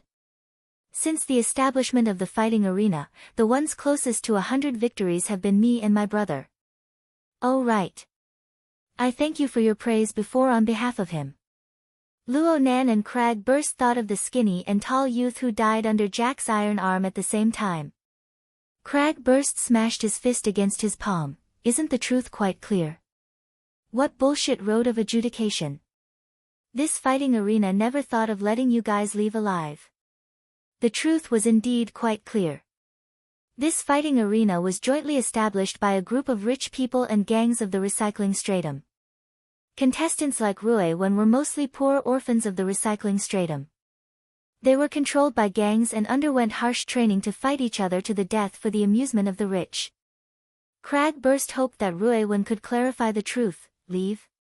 That's just a gimmick. A gimmick, nothing more. But Ruewen didn't respond. She just tore off the towel on top of her head, revealing her refreshing jet black short hair. The contours of her face were actually quite delicate and pretty. Her delicate and pretty appearance was a bit out of place in this cruel beating arena. Crag Burst was still persuading her. Hey, just join us. I'll take you to kill our way out. Ruewen walked forward in silence. Crag Burst extended his hand in an attempt to grab her, but Ruewen didn't even turn her head. Only a cold and clear voice transmitted over. I'm going to kill our way out. I'm going to do it the way my brother and I did. Crag Burst froze and stopped. Ruewen pushed open the soundproof door and walked out with large strides. DJ's resounding voice transmitted over. This is an unprecedented 100-victory battle. Look! Our wing of death, the undefeated plunderer, Ruewen. Cheers could be heard from the arena. Amidst the chaotic and distorted roars, there was a strange voice mixed with it. Male and female monsters. Flat-chested witches. Take it off completely. Verify her identity. Crag Burst couldn't catch his breath properly. He choked and nearly caused Ink to go askew. Luo Nan's soul body nearly lost its grip on the chain and let the human-faced arachnid charge out. A woman? I couldn't tell at all. Crag Burst was stupefied in place. Who would have thought? Ruewen's upper body was bared from start to finish. Her attitude was natural, and she didn't have any obvious secondary sexual characteristics. Even if she did, it would be submerged under the lines of her thin and hard muscles. Luo Nan was a bit embarrassed as well, but this awkward thought was forcibly severed when Ruewen stepped onto the fighting stage and exposed her thin body to the gazes of thousands of people. Crag Burst held open the soundproof door that was about to close, so that the clamor of the fighting arena could be heard in an unending stream. Oh, I'll grant you the path to leave. Bye. Let's start the auction today. I want to taste the taste of the flat-chested witch. Cheers, clamor, and whistles rang out without end. Several hundred rich and powerful people, who were likely to make a name for themselves in various fields, used the body and life of this little girl to obtain stimulation that couldn't be obtained on the level of normal society. And Rui won. The turbid flow of filth surged up from all directions. But that pure spiritual seed remained untainted by even a speck of dust. This girl, whose gender was hard to distinguish, had already been completely shielded from the influence of the filth of the outside world. But no matter what, why was such a girl placed in such a filthy place? Crag Burst didn't make a sound as he walked forward with large strides. Luo Nan was a bit unable to restrain himself. He actually didn't stop Crag Burst when he walked forward. Crag Burst walked out of the passageway. It was reasonable to say that his large and unfamiliar face was the type that would attract a lot of attention. But right now, the vast majority of the people in the fighting arena had their attention focused on the fighting stage. They didn't notice Crag Burst at all. But Rui Wen, who was on the fighting stage, turned her head without any warning. Her cold and clear gaze made Crag Burst halt once more. He wanted to advance, but he couldn't. Chapter 111. Rui Wen quickly straightened her body and calmly stood in the center of the boxing ring. Her head was slightly drooped, allowing the rich and powerful people in the stands to wantonly size her up and evaluate her body. They constantly raised the stakes in the gambling house, causing the atmosphere to heat up even more. Crag Burst's mouth didn't stop cursing the moment she walked through the tunnel. He turned his head to look at the spectator stands in all four directions. He just wanted to find someone he didn't like and give them a fierce beating. The problem was, there wasn't a single person in the entire arena that he didn't want to beat up. Has Jack been found yet? Crag Burst paid special attention to the referee of this match. Unfortunately, it wasn't Jack. This made him even more vexed. Luo Nan didn't respond. Right now his mental senses had already covered the entire fighting arena. With this as the center, it covered a vast area with a radius of over 500 meters. It was equal to encompassing the greater half of the Deshang building within it. Even though the sensing range was slightly reduced due to the differences in the building materials and the interference of the radio waves, and the precision was still on the millimeter level, it was not a reason why Jack could not be captured. The modified human seemed to have completely evaporated. At this time, Rui Wen's opponent was already on stage. Ignoring the string of meaningless titles, it was a stout and robust man who looked no less than 2 or 3 times bigger than Rui Wen. He didn't look like a 15 or 16-year-old child at all. However, the spectators in the stands were already used to it. They cheered and egged the contestant on as well. Dope boy. Come on, powder keg, it's time to explode. They're going to do it on stage. They're so compatible. Luo Nan's attention was drawn back. He was a complete layman in the field of fighting. He only had a vague concept of heavyweight and the like. He couldn't help but worry for Rui Wen when he saw the eye-catching contrast of body shapes in the boxing ring. Crag Burst was quite disdainful of the fat man, a fellow who uses drugs to stimulate his maturation. If he continues like this, he won't even need to go on stage. His own weight will crush his bones. But it had to be said that this sort of thing like drug stimulation was very common in the underground fighting arenas. Rui Wen might have also taken some sort of drug to suppress the development of her secondary sexual characteristics. Otherwise, as a girl with an innately deficient physique, it would have been very difficult for her to obtain 100 victories. When all was said and done, Crag Burst and Luo Nan had no idea what was going on. In the end, Crag Burst could only comfort him, "I'm here. Even if something unexpected happens, I can save him." Ink spread its wings and slapped Crag Burst's face. This fellow didn't know how to talk. Do we need you to save them? The crux of the problem was that Rui Wen's current mental state and state were inconceivably clear and bright. But once she was destroyed by an external force, the damage to her mind would be extremely frightening. It would be much more troublesome than a pure physical injury. Luo Nan had just analyzed this point from the human-faced arachnid, but he was unable to explain it to Crag Burst. He felt stifled to the extreme. The exchange between the two was meaningless, but the development of the fight on the boxing stage caught everyone off guard. After a full 20 minutes of prelude, atmosphere, and bets, the battle began. Faced with an opponent who was at least twice as heavy as her, Ruewen didn't retreat, but instead advanced. She rushed in from the front, and before Gunpowder Barrel's thick arms could close in, she had already broken his tibia with a single kick. Just as Gunpowder Barrel's fingers touched Ruewen's shoulder, he lost his balance and fell to the ground in pain. Ruewen easily broke away from his grasp, and took the opportunity to kick him in the head, sending him into an unconscious state. The battle ended just like that. The originally heaven-flipping scene turned cold and silent in an instant. The vast majority of people, including the wealthy guests who won their bets, were unable to accept such a simple and laughable ending. They sunk into an awkward silence. Originally, the wagered fight was just a pastime. What they truly wanted to see was the cruel and bloody scene of fists hitting flesh. Crag Burst's wild laughter and his celebratory action of raising his arms and brandishing his fists were exceptionally eye-catching under this bizarre atmosphere. Even the cameras that covered the entire arena gave him a close-up. Luo Nan wanted ink to smack Crag Burst's head. If this wasn't exposure, then what was? On the boxing stage, the referee was stupefied for a few seconds before going forward to examine the injury. This was just a formality. His true intention was to use this opportunity to get in contact with the person in charge and figure out what to do next. However, the big boss of the fighting arena, Jack, was unable to be contacted from beginning to end. In the end, it was the supervisor who spoke up and let the referee smooth things over first.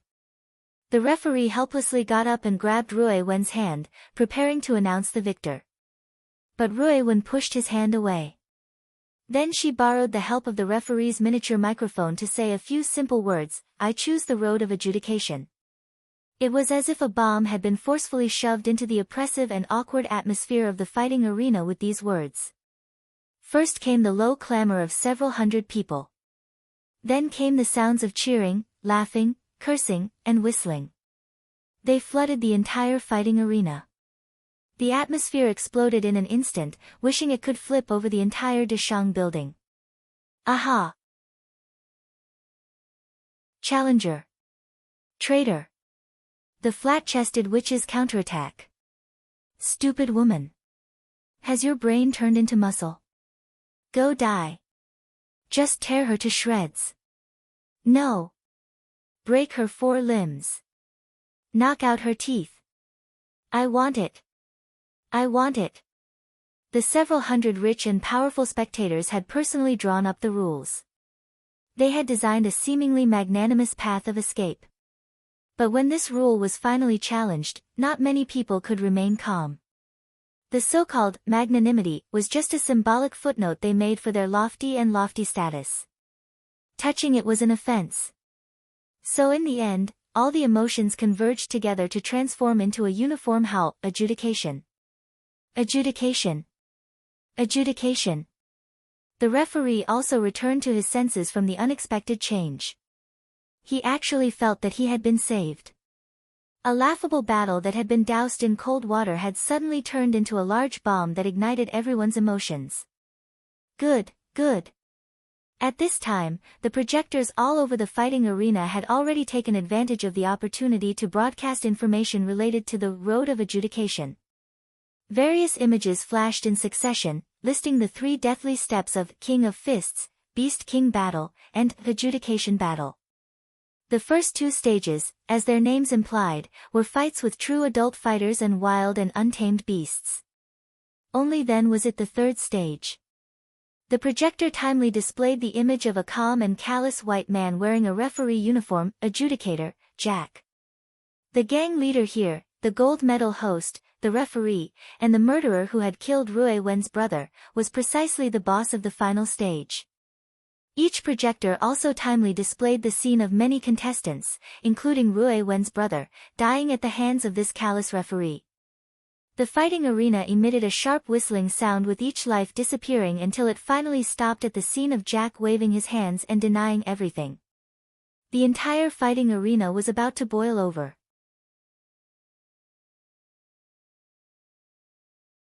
Chapter 112. Luo Nan's soul body stood towering amidst this wanton and rushing torrent of emotions. Originally, he should have been angry, but from his unique perspective, he saw Rui Wen, who continued to stand silently on the fighting stage after her words. He also saw her spiritual seed that was submerged in the turbid flow, yet remained untainted from beginning to end by a speck of dust. A wondrous calm arrived. Just like this, Luo Nan looked down from high above, coldly looking down at the several hundred warped faces. His mental senses were like a large net that didn't let anything through. It covered every nook and cranny within a 500-meter radius. At the same time, it included the emotional movements of every single person. The vast majority of people were fanatical, but there were some people who were a bit special. For example, this person was a bit impatient. Luo Nan's attention naturally shifted. This was a certain VIP room in the upper part of the fighting arena. A man dressed in a suit and leather shoes was pacing endlessly in the room, shouting, "Jack! Jack! Damn it! I know you heard me." The high-priority communicator crackled with static extremely clearly. A voice transmitted back approximately 2 seconds later, "What's up?" "Found it." Luo Nan instantly focused his attention, increasing his precision in all aspects. He felt that it wasn't enough, so he simply shifted his soul body over. He was in the VIP room, sticking to the back of the contact's neck to receive the message from the communicator. The contact was excited to finally get in touch with that damn Jack. He never would have thought that there was a spirit behind him that was receiving the message at the same time as him. In fact, the information Luo Nan received far exceeded that of the contact. After increasing his precision, Luo Nan was able to see not only the tangible substance, but he was also able to capture the interweaving electrical waves in the air. It was impossible for Luo Nan to know the information transmitted by the electrical waves due to his lack of the ability to transform and analyze. However, he was able to refer to the continuous interweaving and spreading fluctuations within the communicator to determine the approximate direction. This was his first attempt, but it wasn't easy to realize a tracking in the information society where countless electrical waves interweaved and covered. Fortunately, the contact and Jack continued to communicate. The contact explained to Jack in as much detail as he could. During this time, the buzzing noise of interference continued to ring. The quality of the call was extremely bad. In the end, the contact didn't even know what he said. "Damn it, Jack. Where the hell are you?" "On the road to heaven." Jack sounded like he was doing some sort of exercise. His voice was a bit breathless. "Now isn't the time for jokes. You must come back. Immediately." "I was just about to touch heaven, to hell with heaven. Rui Wen wants to charge through the path of adjudication." "It was Rui Wen, Rui Wen. Didn't you say that any news related to this woman must be reported to you immediately?" There was a sudden silence on the other side. After a full 5 seconds, Jack finally replied, who was in the first 2 stages. The contact was overjoyed to see that Jack finally understood the seriousness of the matter. He quickly continued to report the latest situation. "The first obstacle is Derong, our chief combat coach. This pass is meaningless. Next stage." But, oh my god. The tycoons in the fighting arena all screamed like they'd gone mad. This was because Rui Wen had paid the price of bruising her wrist just a second ago. She'd made another terrifying close-quarters assault. Her knee had fiercely smashed into Rongda's crotch. This robust man's physique wasn't inferior to Crag Burst's as he bent over in pain. Her elbow smashed into his throat, smashing his entire Adam's apple into mush. The fractured bones were displaced, and she cut open his carotid artery. Asphyxiation and arterial bleeding caused this strong man to fall to the ground, twitching as he quickly walked towards death. Rui Wen gazed at the dying man on the ground and said softly, "For the 70% eliminated." The contact was already stupefied from watching. He couldn't bear this kind of loss any longer. Rongda was once the champion of the underground fighting alliance. She must have concealed her strength. What the hell is going on here? Who taught her? Damn it, damn it, damn it. Jack already understood everything from the contact's reaction. He issued orders with a hoarse voice, raise the protective walls on all fronts right now. Isolate the fighting arena. Tell that group of trash that we need a certain amount of time to prepare for the Beast King battle. Prepare for what? You go contact Mr. Ma. Tell him that the high-quality life and death duel he's been dreaming of has arrived. We'll send out the 100 victory witch, Rui won. He only needs to bring his family's little darling over. I'll give him 10 minutes of time. Oh, Mr. Ma's collection. Jack, you're really too evil. The contact came to a sudden realization. He greatly praised Jack's way of thinking. He immediately hung up and hastily went to find someone. Rui won, Rui won. Forget it. I'll just go with her cheap older brother. Jack removed his wristband and casually tossed it to the side. Don't anyone disturb me again. He was suddenly startled before his voice fell. He slowly raised his head. His undamaged right eye and the mechanical electronic eye focused at the same time. They stared at the empty space in front of them. He finally found it. Luo Nan's soul body appeared in this room. He also noticed Jack's reaction, but right now he was even more shocked at Jack's current location. Jack was still inside the Deshang building, but he was on the top floor of the building, the 141st floor. This landmark building of the River Wu district had a height of around 600 meters. The 141st floor was over 550 meters in height. It just so happened to exceed the range of Luo Nan's all-encompassing perception. Originally Luo Nan didn't believe that Jack would leave his usual lair and enter the privileged society that was absolutely unfriendly to gangsters like them. But the facts proved that his judgment was wrong. Not only did Jack enter, but he also arrived at the top floor of the Deshang building, which required extremely high credit privileges. He even had an independent training room here. At this moment, Jack was sitting in the middle of a pitch-black device whose purpose could not be seen.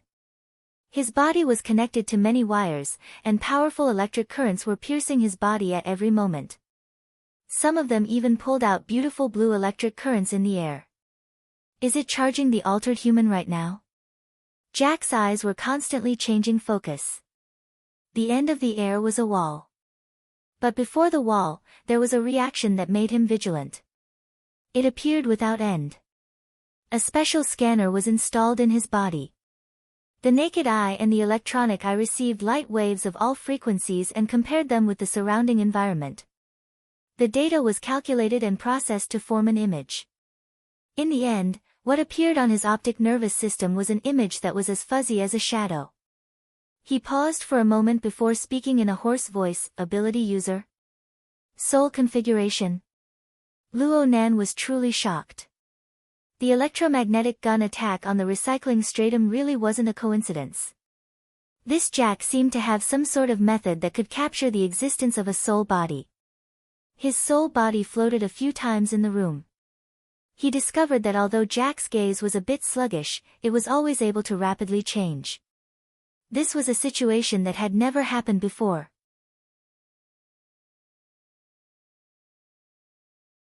Chapter 113.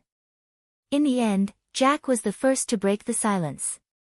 He stared at the empty space and said in a low voice, I don't know who you are, and I don't know which force you belong to, but I can confirm that there was no enmity between us before today. I admire your ability, and I don't want to be your enemy. If you're unhappy with today's conflict, I'm willing to make amends. Whatever you want, I will do my best to satisfy you within my capabilities. The only response he got was the buzzing sound of the electric current. Jack paused for a moment before continuing, your soul configuration has yet to reach the level where your mind can interfere with matter. My nervous system has been modified, and your influence on me is negligible. Yes, there's also that big guy. He's a very headache-inducing opponent. Perhaps he's currently rushing over, but inside the Dashang building, I'll make his pace slow like a turtle. If we can't come to an agreement, we'll just have to drag it out, maybe until tomorrow morning? Luo Nan still did not respond. There was no way to respond even if he wanted to. Jack was right about one thing. At present, he only had two means of communication. One was the psychic wave network, and the other was the local network of the format pyramid. Neither of them were useful to Jack. It was as if Jack's consciousness was hidden under a thick layer of ice water. He could reach it, but he had used up too much of his strength halfway through. It was almost nothing. Luo Nan didn't know how Jack did it. He simply blocked out Jack's voice and scanned the entire room in an attempt to discover more information. Of course, the most eye-catching thing in this training room was the pitch-black machine outside of Jack's body. With Luo Nan's meager knowledge of machinery, it was very hard for him to understand the ultimate purpose of the machine. And from the surface, it looked like the machine was just an unending stream of electricity being poured into Jack's body. Luo Nan paid attention to the voltage indicator. Any normal person would have turned into charcoal by now, but Jack seemed to be enjoying it. It could be seen that the electric current instilled by the black machine had truly cut into every part of Jack's body. Jack's muscles were twitching and trembling every second, but within this twitching and trembling, there was clearly a relatively stable rhythm. This meant that Jack had retained some control over his body. What did he just say? On the way to heaven, it was clear that such an electric infusion was beneficial to Jack. Oh, in that case, Jack continued to chatter endlessly while Luo Nan was gathering information. I get it. You can't open your mouth, right? The research on soul configuration on Earth is still very backward, or are you just a talented person who got lucky? Very well, then. I can probably guess what you are more interested in.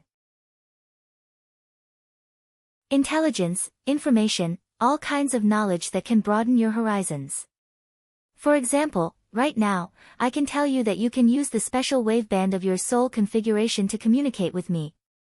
This is because my body has been implanted with the corresponding transceiver. Even if I haven't used it for 2 to 3 years, it shouldn't be damaged. We can try it now. You just need to focus your mind. You have the talent to form a soul configuration, so it should be easy for you to do this. The void was silent for about 5 seconds. Then, Jack smiled. The psychic waves from the outside world were converted into recognizable information through the transceiver in his body, ringing in his ears. I can now believe that you are indeed not from the military. If the military possessed a similar transformation project, then they wouldn't be in such a difficult situation when facing the Darksider life forms. Jack maintained his smile, making the scar on his face look less sinister. Of course, there is a certain difference between soul configuration and Darksider life forms. We can talk about it in detail later. You really do know a lot. Luo Nan expressed his admiration for Jack's ability to bring up new information at any moment. That's why I'm a very good information peddler. Jack continued to speak with fervor and assurance. What do we talk about? Oh, right. Let's talk about why we became enemies. I think you will certainly be interested in that pretty boy Yan Yongbua. Now that you mention it, I find that I know too much. Luo Nan sneered. Yes, this fellow buried countless hooks in his words. What earth, soul configuration, psychic wave transceiver. But in reality, there was practically no valuable information that he revealed. So a second later, Luo Nan directly said, let's talk about that metal beetle. The smile on Jack's lips widened. Friend, you must be quite young. You must know that communication shouldn't be done in a fit of pique. You should think of ways to embarrass the other party. I know that you must be more interested in Yan Yongbua. Otherwise, you wouldn't have followed him. Let me think. What is his explosive point? For example, Quantum Corporation? Archetype format? The world's first burner? Or perhaps Deep Blue World? You must be a master storyteller. Luo Nan used psychic waves to send a mocking message, but he had no choice but to admit that the titles that Jack mentioned had nearly caused his curiosity to explode. It was as if he had bumped into a moving database of information. This fellow, Jack, was absolutely not a simple gang leader.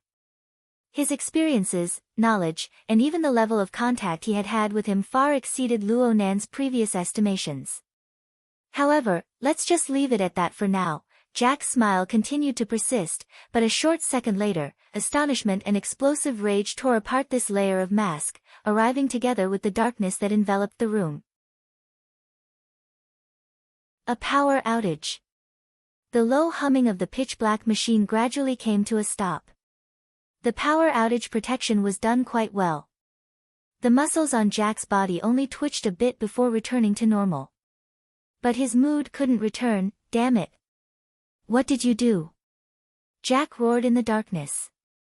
He did his best to shake his arms, but this didn't give him a sliver of electricity. It's as you can see. The power is out. Luo Nan used the method that Jack taught him to maintain communication.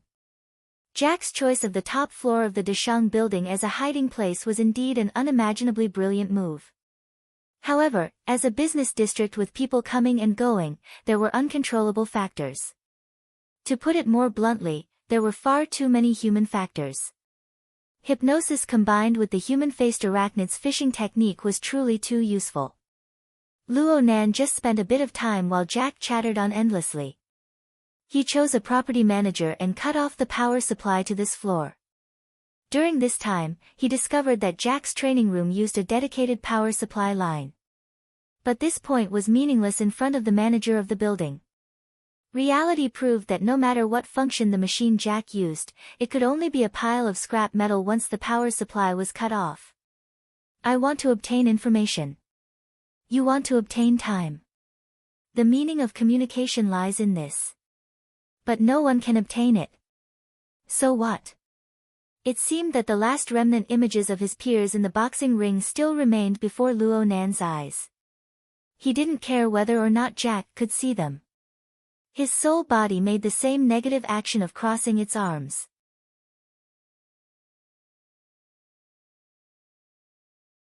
Chapter 114. As the last bit of electric current disappeared in the darkness, Jack's intense movements also stopped. He sat in the middle of the machine, and the wires on his body broke off one after another. In the end, all that was left was a violent gasp. The interruption of the power supply seemed to have placed an unexpected burden on Jack.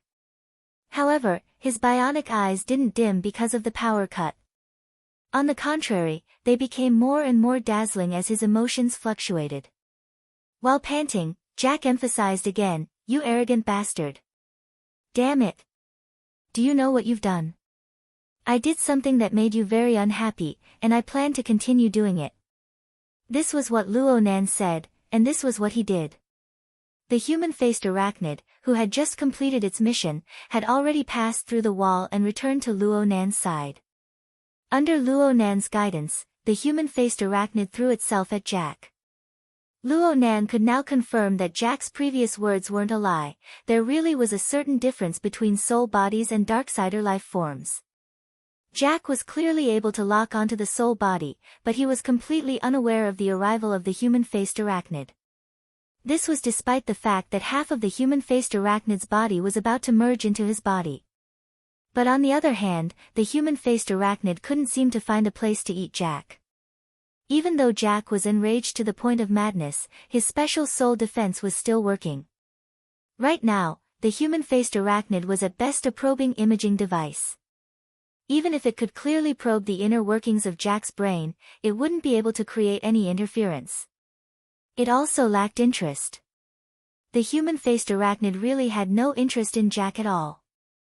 It wasn't because the low-level turbid flow of emotions was no longer part of its menu. It was because this thing simply couldn't be eaten. It was like an excellent painter could paint a flower so lifelike that it would attract bees and butterflies, but he would never be able to pick the honey. This was the difference between a real object and a painting, the difference between reality and illusion. From the human-faced arachnid's perspective, Jack's emotions were a vivid yet false picture. It could be seen that the structure and operation of Jack's brain, which had been partially modified, were shockingly concise and efficient. What kind of stimulation would trigger which cluster of neurons, what kind of neurotransmitters would be produced, and what kind of conduction between neurons would be triggered, forming a continuous running assembly line. At first glance, this was no different from a normal person's mental model. But as a matter of fact, most of the emotions and psychological activities of human beings had complicated operating mechanisms. The coordinated activation of various brain regions was far from something that could be replaced by an ideal assembly line. If one were to delve deeper into this, they would discover that Jack's seemingly efficient and concise operation mode was more of an encoding method. The human-faced arachnid's probing was extraordinarily deep. The human-faced arachnid's tentacles had already spread to every nook and cranny of Jack's body without his knowledge. Because of this, it discovered a region that had been precisely modified in the depths of Jack's brain, probably at the location of the central mass that connected the left and right thalamus. There was an even smaller core embedded within it. Almost all of Jack's nerve activities would be transmitted through the channels that had been set up in advance to exchange information with the nucleus. This nucleus would transmit the corresponding stimulation to the various nerve centers and then give feedback. Without a doubt, this core played the role of a system integration. All kinds of codes were substituted into the formula to form the answer, and then transmitted out. This was originally a natural function of the brain, but it had been replaced by the mechanical reaction of the nucleus. This crucial step was the distinction between real and fake. Were all altered humans like this? Luo Nan didn't have too much confidence in his own observations. He was still guessing at the role of the nucleus. However, there was a situation that firmly grabbed his attention. There was a thin thread coiled around this extremely secretive nucleus body. No, it was the metal beetle. That's right, this was the metal beetle that Yan Yongbua had tossed out of the car. Luo Nan was incomparably certain because there was a small half of the beetle's shape preserved at the end of the thin thread. He couldn't help but speculate that the metal beetle would completely disappear after a period of time. It would transform into the form of a thin thread. What were the conditions for the transformation? Luo Nan could more or less understand just by looking at the dark machine that had already stopped operating. It was also this coiled thread that gave Luo Nan an extremely familiar feeling. He used the human-faced arachnid as a medium to unleash his soul clairvoyance.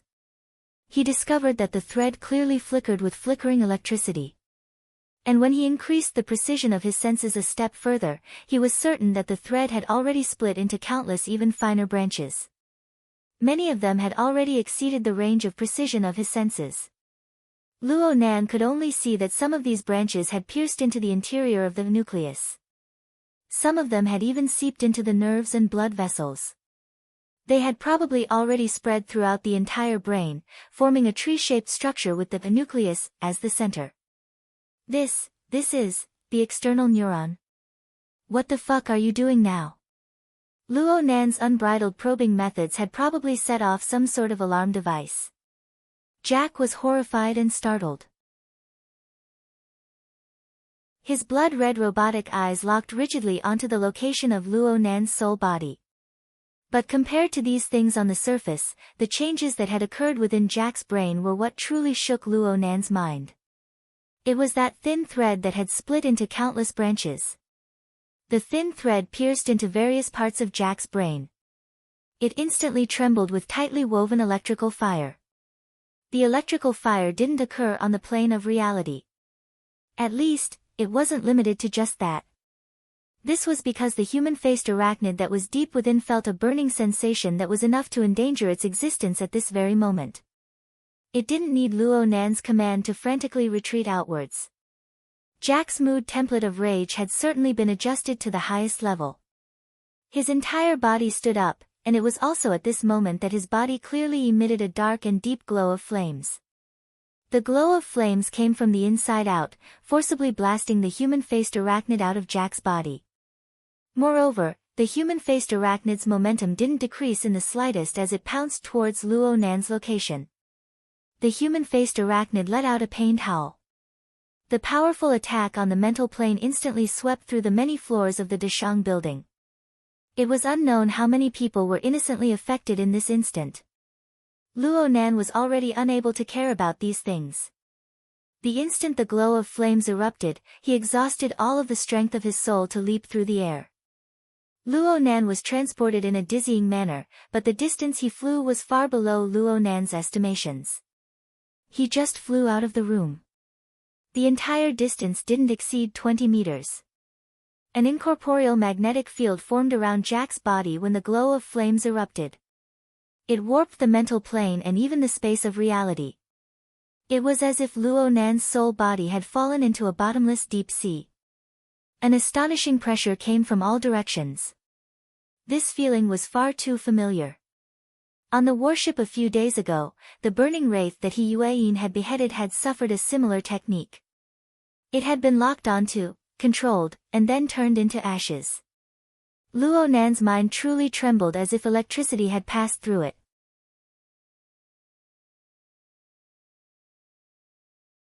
Chapter 115. You can't escape. Jack's hoarse voice was like the low cry of a deep-sea monster. It penetrated through the walls, shaking Luo Nan's soul body to the point of being slightly shaken. Was this guy really a burner? Based on the information that Luo Nan knew, burners were not like this. At the very least, the burners under Yen Hong's archetype formatting theory were not like this. Otherwise, there would be no need for the deep blue platform or the exoskeleton armor. He could just modify his entire body.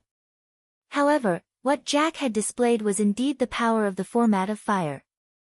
In the next second, the thick and heavy walls of the training room rumbled and violently deformed. A hole had been blasted open in the center, and cracks spread out like a spider web. Jack's training room was located in the middle of the 141st floor. It was a space sealed off by 4 thick and heavy soundproof walls. Only one side had an open door. The direction Luo Nan chose to jump in was the opposite of the main door. He stretched out the normal path of pursuit to the greatest extent. However, Jack's choice was completely different from a normal person's. Using Jack as a reference, Luo Nan was actually really affected by the human mindset. He should have gone up or down just now. There was a floor separating them. Even if there was interference from the magnetic field, the situation would be completely different. Luo Nan didn't have the mind to reflect on his actions. He still tried to pull away, but the pressure his soul body endured continued to rise, making it difficult for him to move forward. Hell, even the military's burners, with the support of their exoskeleton armor, didn't have this kind of power. The wall exploded with a bang following another heavy strike. Jack walked out with large strides. His naked eye and bionic eye locked firmly onto Luo Nan's position. At this moment, the scene of flames soaring around his body had already disappeared, but the magnetic field that was like the deep sea was even more powerful. Through soul observation, he could confirm that Jack's entire body was deeply integrated with the deep sea EM field. The energy circulating within his body endlessly increased the effectiveness of the magnetic field. And the exertion of strength with every movement could bring about an intense change in the magnetic field. This was undoubtedly a terrible experience for Luo Nan. Jack stared at the direction where the soul was. His rage seemed to have been controlled, and his voice became hoarse and deep. Young man, do you know how great of a price I paid in order to obtain the Deep Sea Type 4 Dynamo Core? Do you know how much your naughty behavior will cost me? Dynamo Core. Is that the official name for the external neuron? Also, does this model also represent the corresponding ability?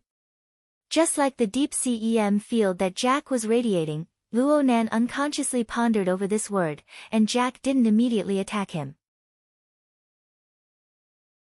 Instead, he sized up the surroundings with a somewhat uncertain appearance.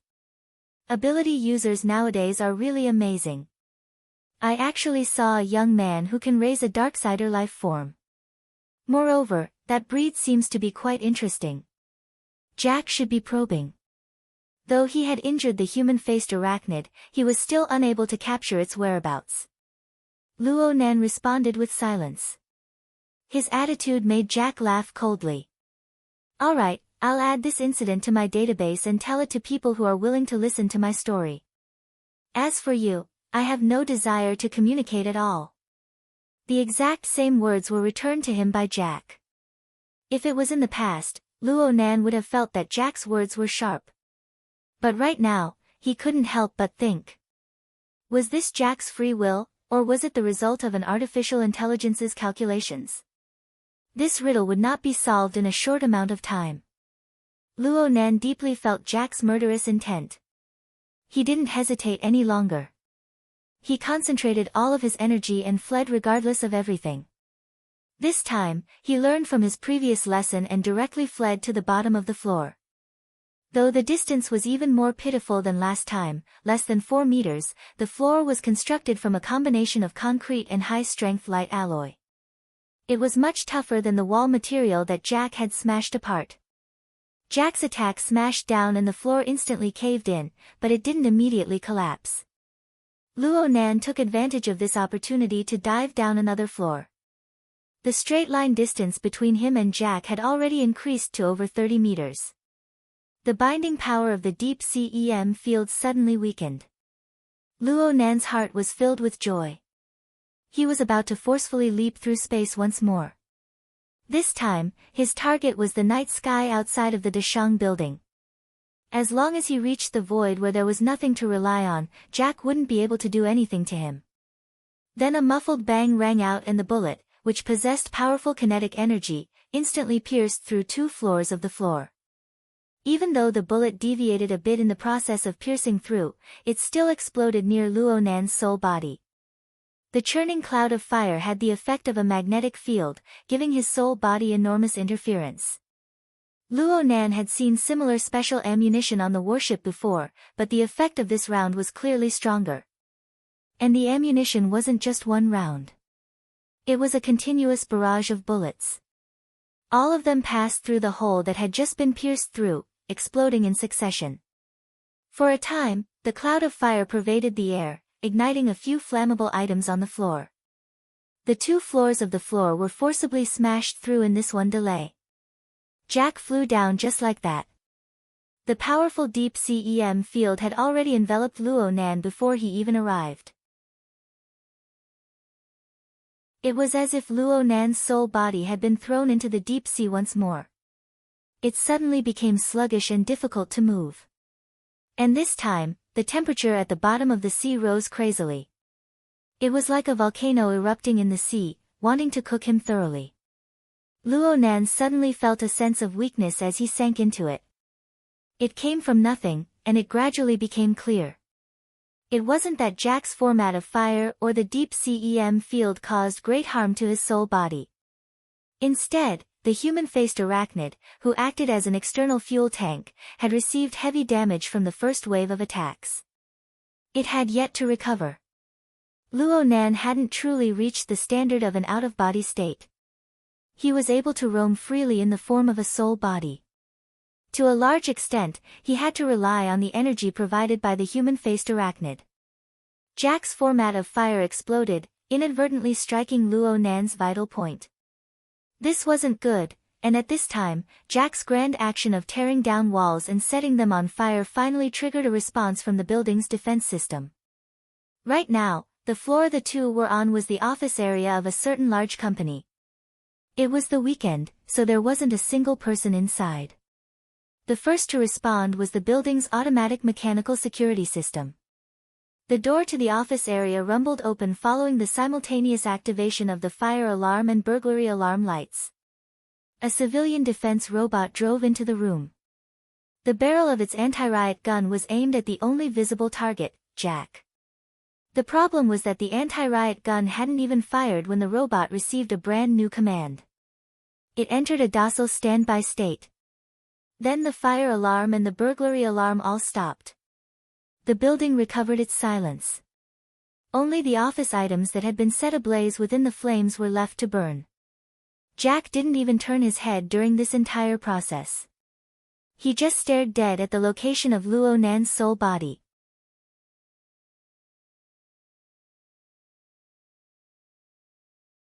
Chapter 116. Ronan had witnessed the entire process of Jack controlling the situation. It was as if Jack was holding a remote control for action and stop. With just a press, the security system of the entire floor, or even the entire building, froze. This scene absolutely wasn't the result of Jack's high level of authority in the Deshang building. This was because the robot didn't have any procedures to test his authority. It directly ceased all activities and didn't have any power to resist.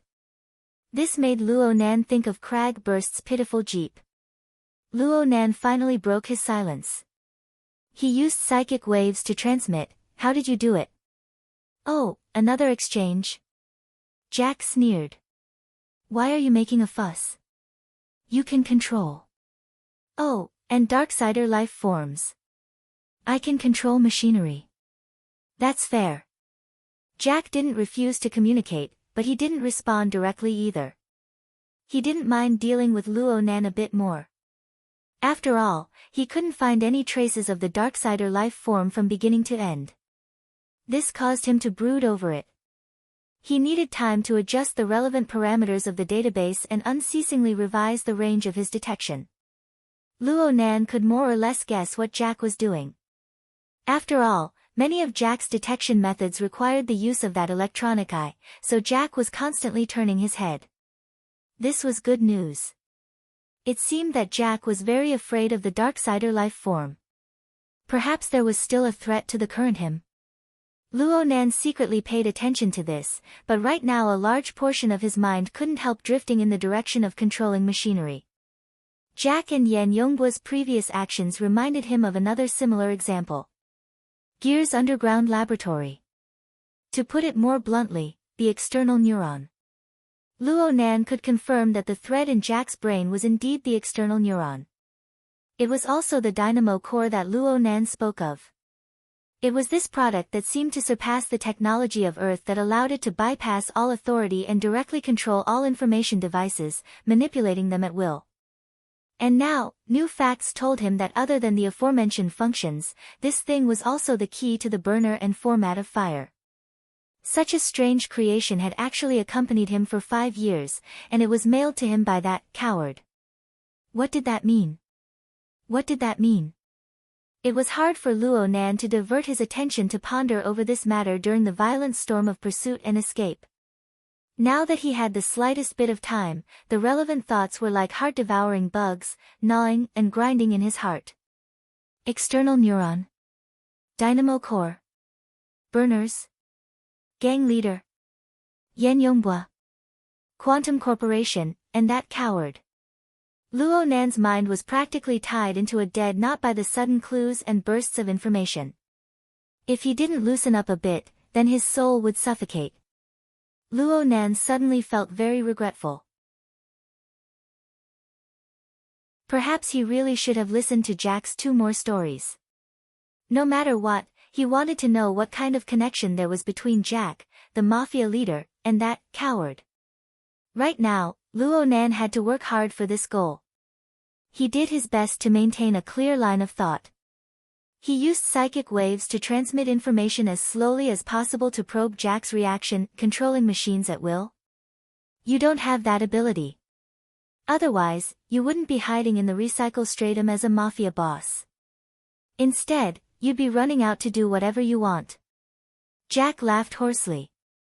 Are you trying to provoke me? Kid, you've already succeeded before, so you don't have to worry about how you die. I admit that you have the ability to kill me. After all, you are already a burner.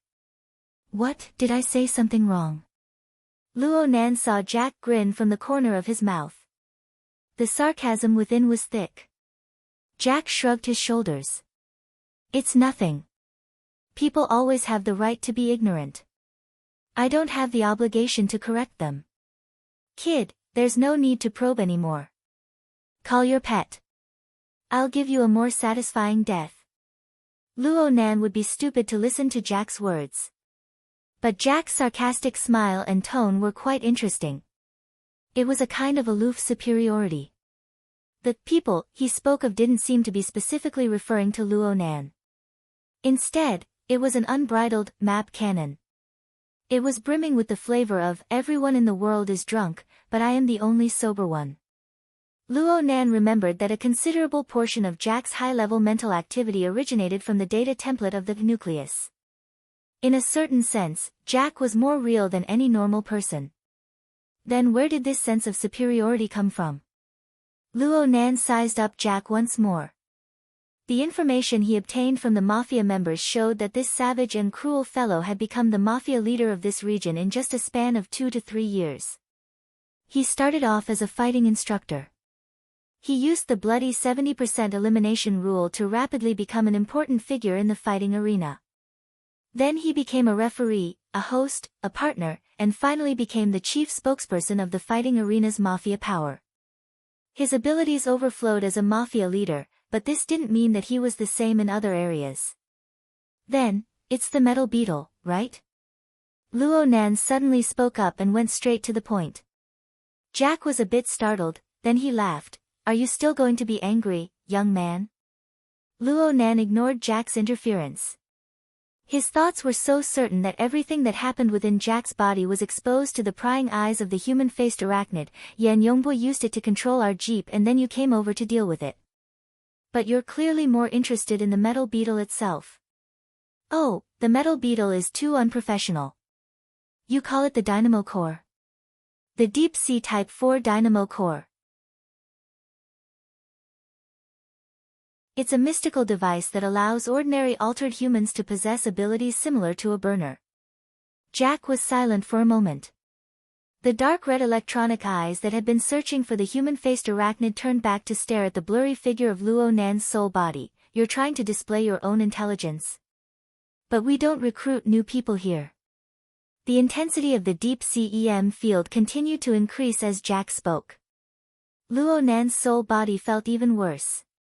From Luo Nan's perspective, the most important thing to do right now was to break free from Jack's control as quickly as possible and flee far away.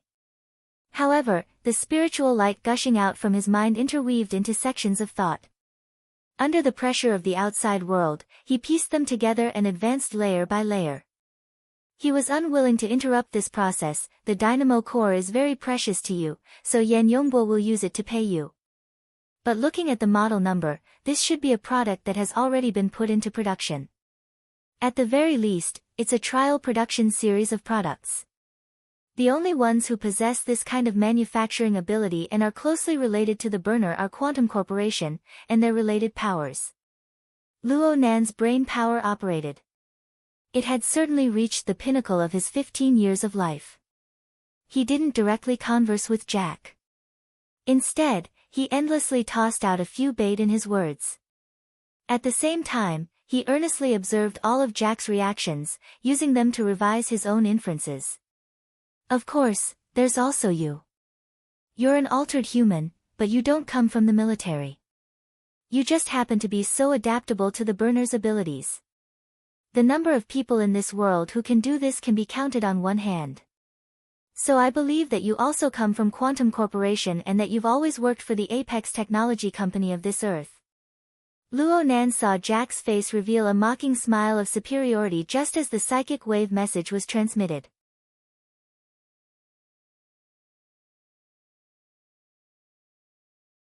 Chapter 117. Seeing Jack's expression, Luo Nan seemed to be able to hear his main body's heart skip a beat. He had deliberately added the modifier phrase, Earth's top technology company, in order to probe into Jack's relationship with Quantum Corporation. He had thought of many reactions beforehand, but he never imagined that Jack would bring this smile over. Even the curve of Jack's mouth was exactly the same. Luo Nan admitted that he had to reconsider Jack's relationship with Quantum Corporation. But before that, there was one thing he needed to make clear: why? Why would a gang leader holed up in the recycling stratum use this sort of attitude to point at a power that was ranked in the top 3 in terms of market value in the world? Using the simplest of straight-line logic to consider things, wouldn't that mean that behind Jack's back, at least in his consciousness, there was a colossus that could look down upon Quantum Corporation, the Earth's apex tech company, with eyes of contempt? Luo Nan once again thought of the hooks buried within Jack's words. Soul configurations, deep blue world. These were terms he had never heard of before. Now that he thought about it, it was extremely likely that they hid a world-shocking secret. Is that coward related to these things? How deep was the connection? Thoughts spun in his mind, but time didn't allow Luo Nan to think too much. He could only continue his previous train of thought and make some slight adjustments to probe Jack's background. You're both employees of Quantum Corporation, but Yan Yongbua can control the Rainbow Fund. You can only hang around in a gang. He can casually toss out a dynamo core and you'll fight to the death for it. From what I know, Yan Yongbua hasn't been a part of Quantum Corporation for long. Is it because of his strength that he was able to quickly climb to a high position? Or is it because of his father? Or perhaps, as an altered human who needs the help of a dynamo core to possess the abilities of a burner is destined to be a defective product from the production line. You're too damn smart. Another humming sound rang out from within the low and hoarse roar. The pressure and heat of the deep CEM field rapidly rose. Under the sudden increase in pressure, Luo Nan's soul body was forcibly compressed. Clearly, Luo Nan's words had stabbed Jack's sore spot. The smile on Jack's face completely disappeared. He reached out with his hand and pressed it against his forehead. It was as if he was concealing his momentary loss of self-control. But the electronic eye that was already on the verge of burning exposed his current mood. Fury template, highest level. Right now, Luo Nan was already straining to even transmit psychic waves. However, he was even more clear that if he were to really give up like this, Jack would very likely immediately make a move to finish him off. Time, he needed a little more time. Did I misspeak? I'm really sorry. I'm just saying my guesses. Some of them might sound stupid, but I think our current situation is even more stupid. That's right. The speaker is stupid, and the listener isn't smart either. Jack panted heavily. The last time he reacted like this was when the power went out. But this was really effective. His emotions began to recover, and he was even mocking himself. This level of control seemed to be something only a modified person who could switch their template at any time could achieve. Ronan noticed Jack's restraint. It was reasonable to say that this callous altered human had many opportunities. He could erupt with a powerful format of fire and turn Luo Nan's soul body into ashes. But he never truly made a move other than that first strike. Compared to the ruthlessness and decisiveness he displayed before, the current Jack was a little too hesitant. This had nothing to do with intelligence or stupidity. It could only be considered from a more realistic level. Was it fear of the Darksider life forms? Or was it because of a more direct, more fatal reason? Jack clearly wouldn't reveal the answer, and he also made substantial movements. He began to walk forward, closing the distance between him and Luo Nan's soul body. As the distance shrunk, the pressure of the magnetic field increased exponentially. Luo Nan tried to retreat, but the results were minimal. Jack revealed a smile once more. I've heard back in the deep blue world that it's possible to use the powerful magnetic field of the dynamo core to confine and capture souls, and even Darksider life forms. Right now, I can give it a try. The deep blue world. Luo Nan's first thought was actually the information that came from far beyond the heavens. He only truly reacted in the next moment. Jack actually wanted to capture him alive? Yes, looking at the increasing pressure of the magnetic field, Jack really did have this kind of plan. Compared to the beginning, Luo Nan's soul body had already shrunk by more than 2 times. If this continued, he would probably become the legendary, 1-inch mage, someone who could be needed by anyone.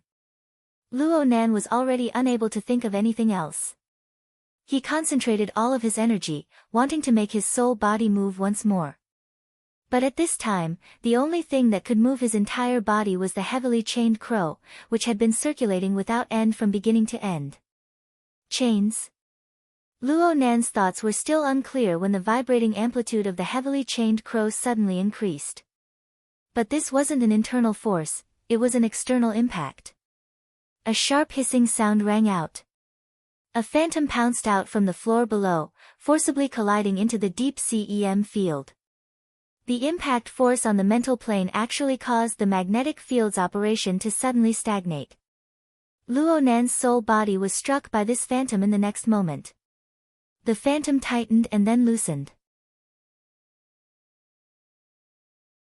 Then Luo Nan flew backwards like he was riding on a cloud, escaping from the range of the deep sea EM field's control. The human-faced arachnid. This malevolent monster had killed its way out when it was needed the most. Its body still carried the vapors of turbid currents of emotions. The heavy injuries from the format of fire could no longer be seen, at least on the surface. Success. Luo Nan's mind relaxed. He flipped over and stood on the back of the human-faced arachnid. He urged this monster, which had just drunk a blood potion, to fly towards the nearest outer wall of the building without turning his head.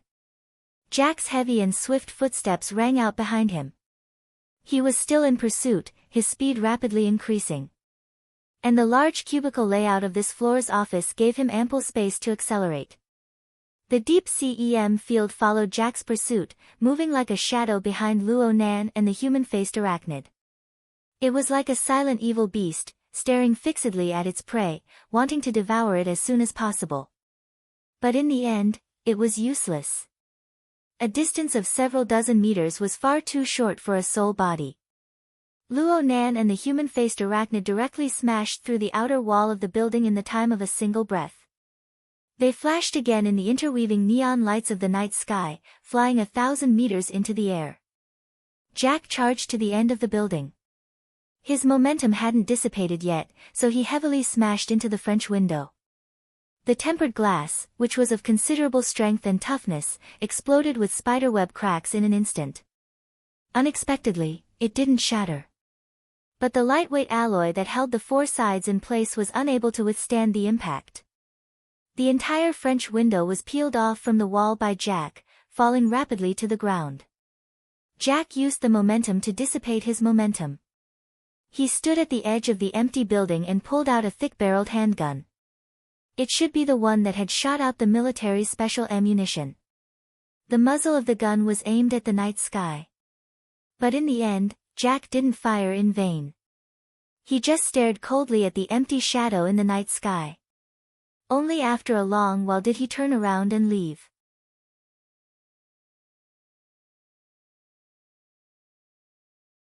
Chapter 118. Leave. Aren't you taking things too easy? Luo Nan stood in the night sky. He watched Jack hatefully leave through the crisscrossing light rail outside of the Deshang building. He let out a long sigh in his heart and laughed in spite of himself. There was a very interesting relationship between Luo Nan and Jack right now. Jack's deep sea EM field possessed the ability to instantly heavily injure or even kill Luo Nan, but its effective range was limited.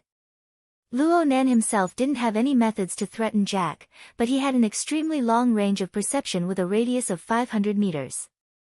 This meant that when Luo Nan pulled apart the distance between him and Jack, it would be nearly impossible for Jack to escape Luo Nan's tracking and locking onto him. Luo Nan cut a sorry figure within the deep sea EM field. Now Jack's movements would be just as distressed. Each and every one of Jack's movements would be exposed to Luo Nan's clairvoyance. Luo Nan patted the human-faced arachnid lightly, indicating for it to follow. The human-faced arachnid suddenly flew into the air. It swiftly plunged down from the night sky and crashed into the Deshang building once more. It passed through the wall as if it was nothing. The turbid smoke curled around its body, making it look demonic and bizarre. Luo Nan's mental senses locked onto Jack, who was over 20 floors away. A distance of 100 meters, centimeter precision, and several dozen floors. It was safe and meticulous at the same time, and Luo Nan could react in time. Jack was certainly able to sense Luo Nan's monitoring and locking onto him. He turned his head repeatedly along the way, accurately locking onto the direction of Luo Nan's soul body every time. But so what? He still couldn't do anything to Luo Nan.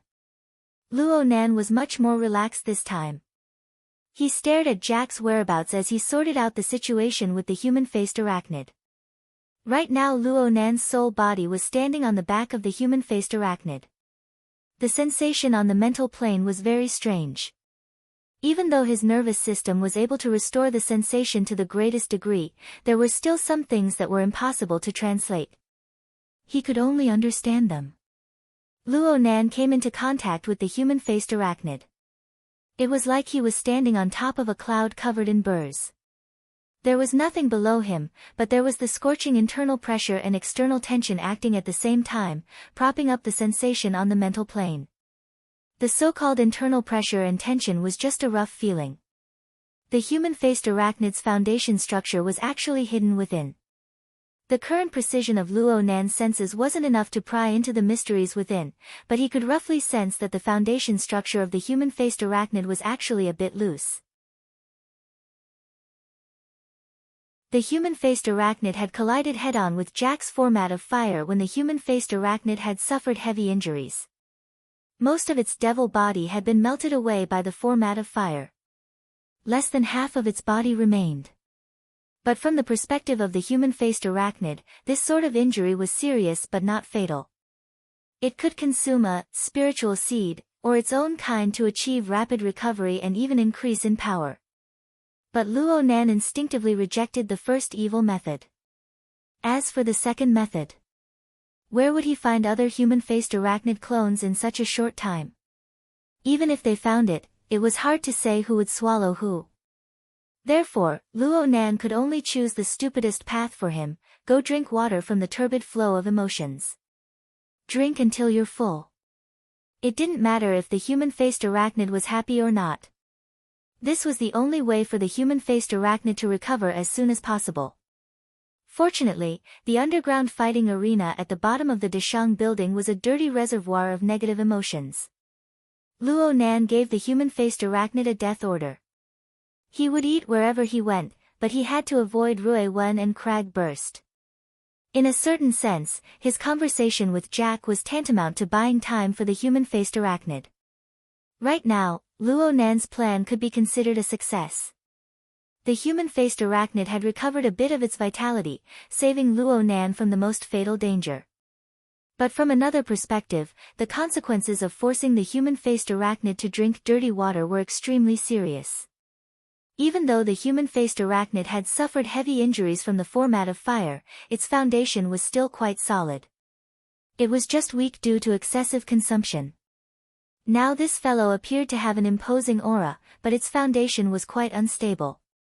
It had dropped by more than one level from its peak, and it wasn't easy to make up for it. Luo Nan knew from this that the grade of food was extremely important to the human-faced arachnid. It absolutely could not touch the return grass unless it was absolutely necessary. Speaking of which, were the people in the fighting arena still alive? Crag Burst's voice came over just as this thought flashed through his mind. Hello, hello. Hello, hello. Scout, did you get disconnected? Nope, from beginning to end, Luo Nan hadn't informed Crag Burst that he had come alone to find Jack. On one hand, he didn't want to expose the existence of his soul body. On the other hand, he felt that Rui Wen, who was in the fighting arena, needed Crag Burst's attention. He had considered everything thoroughly, but he never thought that he would be faced with such a dangerous situation. It was reasonable to say that with the existence of the Hexaear, the communication between the two should have been unobstructed. The two had even spoken to each other before facing off against Jack head-on. But Crag Burst didn't make a sound for a period of time. Now that Luo Nan thought about it, he found it very strange. Luo Nan thought about that dangerous situation. Perhaps Jack's deep CEM field had an interference effect. I saw that your crow was smacking its lips. I thought that your spirit attachment time was up. Nope. Wait a moment. Luo Nan controlled the human-faced arachnid to switch to a large angle. He arrived at the middle floor of the Dashang building. He could completely display the advantage of his sensing range here, encompassing the entire Dashang building. The situation of the underground fighting arena entered into Luo Nan's control in an instant. However, paying attention to both sides at the same time was quite a challenge to his energy and observation precision. The situation of the underground fighting arena was somewhat outside of Luo Nan's expectations. Mr. Ma's little darling hadn't been transported over yet. There was only Rui Wen by herself on the fighting arena. But the faces of the several hundred tycoons in the spectator stands were all glowing with health. They were full of energy and they were even more excited. They chatted loudly with their gambling opponents, provoked them, and endlessly increased the stakes. Or they teased the accompanying beauties, handsome men, and even the sexual services provided by the fighting arena. Some simply acted on the spot and did preposterous things under the watchful eyes of the crowd. Of course, this could also become a part of the gambling game. Had they really just been swept clean by the human-faced arachnid? They're all crazy. As an ability user, Crag Burst had seen many preposterous and depraved scenes in his many years of adventuring. But the current situation could be counted on one hand. This is simply some secret order's carnival ceremony. They use all methods to please the demon god. Hey! Do you think that there's really an order behind them? I don't know. Though Luo Nan said this with his mouth, he was reminded by Crag Burst to pour a bit more energy into the ugly tycoons over there. Oh, this kind of emotion. What a big empty fire.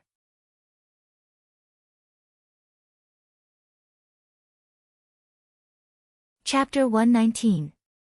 The human-faced arachnid was a first-rate looter and arsonist. Luo Nan was certain that the human-faced arachnid had just swept through this place wantonly. It was not an exaggeration to say that it had sucked the marrow from the bones. But during this process, the human-faced arachnid displayed its outstanding looting techniques.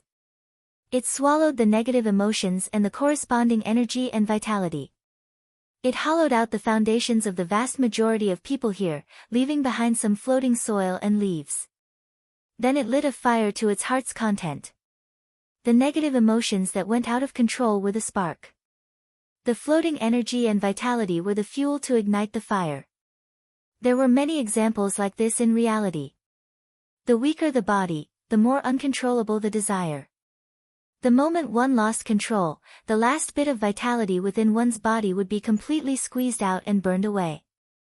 Right now, the rich people in the stands, including their attendants and secretaries, and the large amount of related staff members of the fighting arena had sunk into this situation. They were completely unaware of it. When Luo Nan saw through the crux of this, the situation of the fighting arena became completely different in his eyes. This wasn't a fighting arena at all. It was clearly a brazier that was about to burn dry. Or perhaps it was a deep mine that was filled with gas. It was the kind that had already been ignited. The enormous amount of negative emotions and the floating energy and vitality formed a cloud of fire that was hard to see with the naked eye. It diffused out on the mental plane. If these people could sense their own souls, they would discover that the most terrifying feeling of suffocation had already descended upon their heads. Only an awakened like Crag Burst could feel the intense feeling of disharmony within.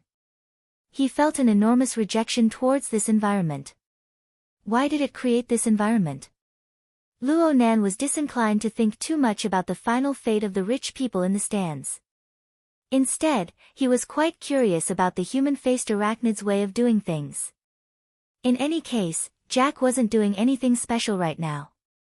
Luo Nan patted the human-faced arachnid beneath him, indicating for it to give him a demonstration.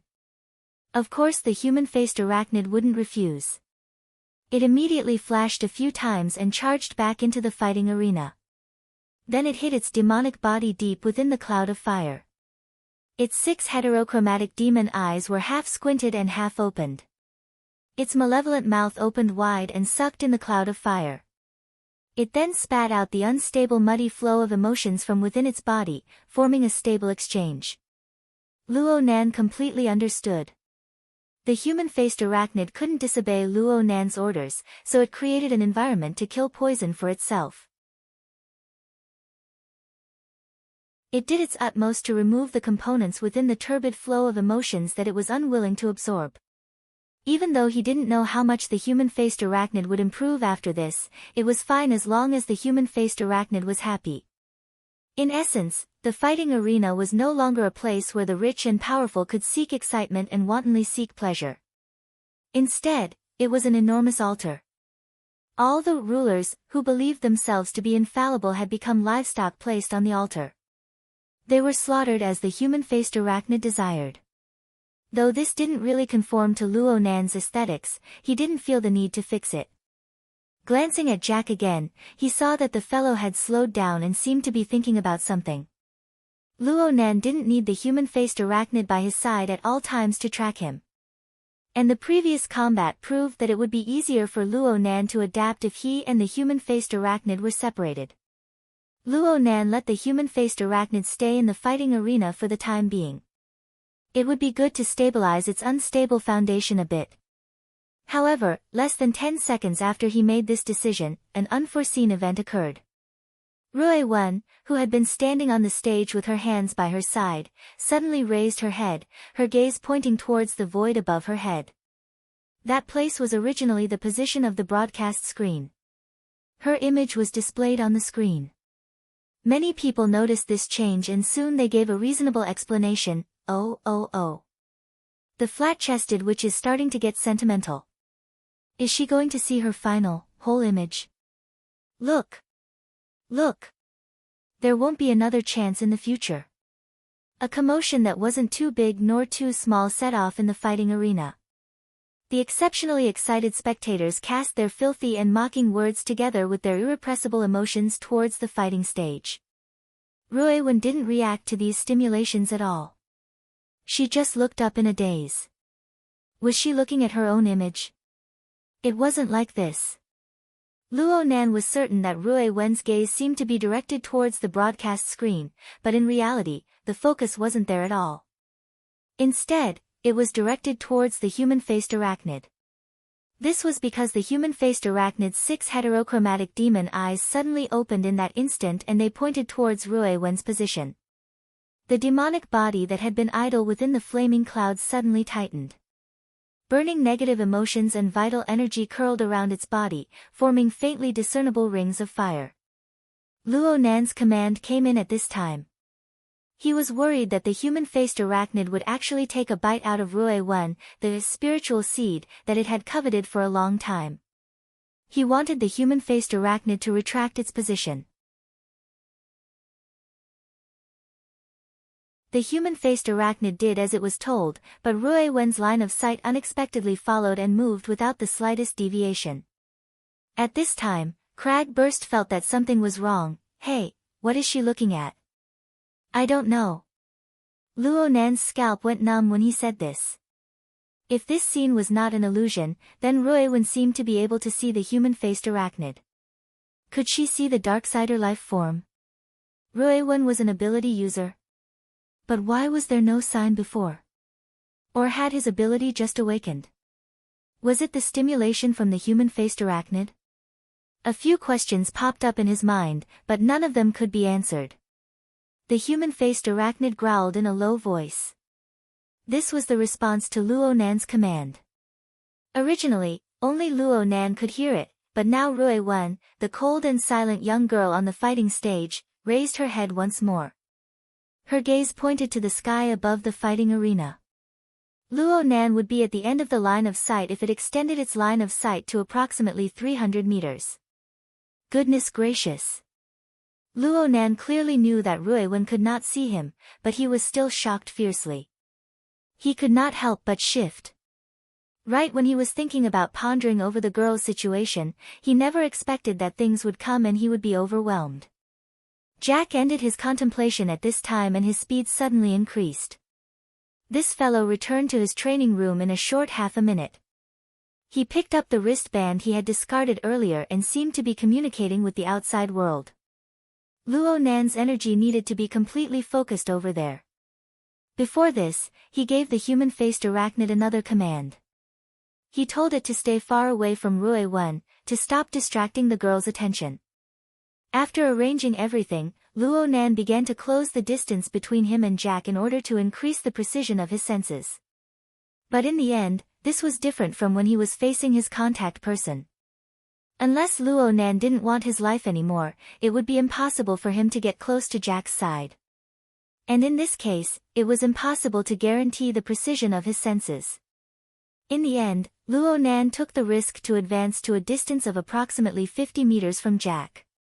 He was able to feel the electrical waves radiating from the wristband, but he was only able to track it for a short distance before he had to give up. Jack's communication time was extremely short, and the direction of the transmission was clearly pointing outside of the Deshang building.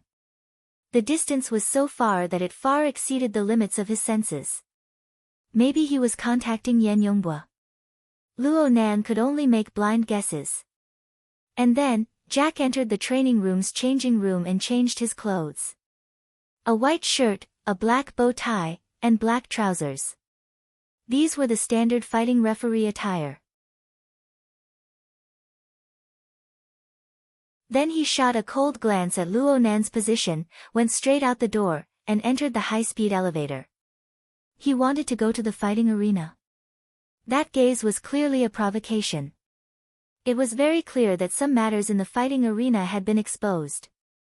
The possibility of it being the human-faced arachnid was very small. Then, Crag burst, "Jack's here." "Which one? Where?" Crag burst was stunned for a moment, but he quickly came back to his senses. He immediately looked for Luo Nan to confirm.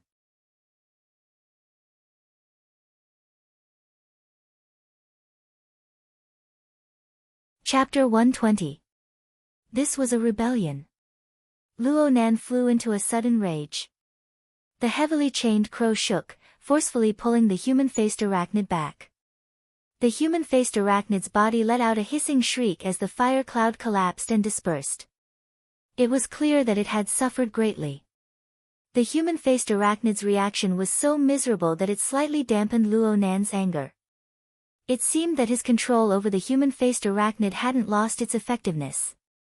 He thought about how this fellow had just saved his life, and his heart softened.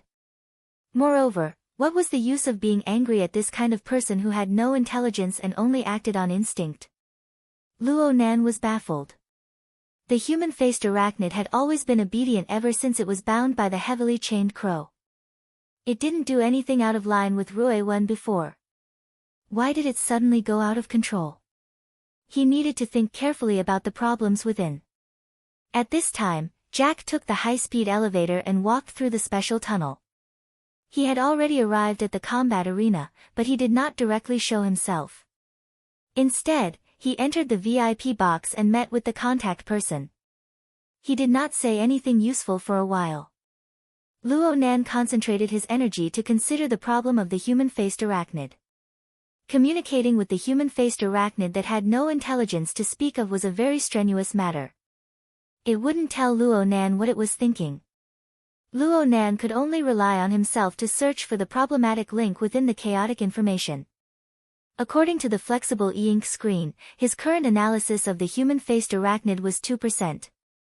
In other words, 98% of the messages were garbled. Trying to find something comprehensible and useful from this garbled code was really, what is this? Luo Nan's soul body faintly rippled. He was shocked by the dynamic image that was suddenly reflected before his eyes.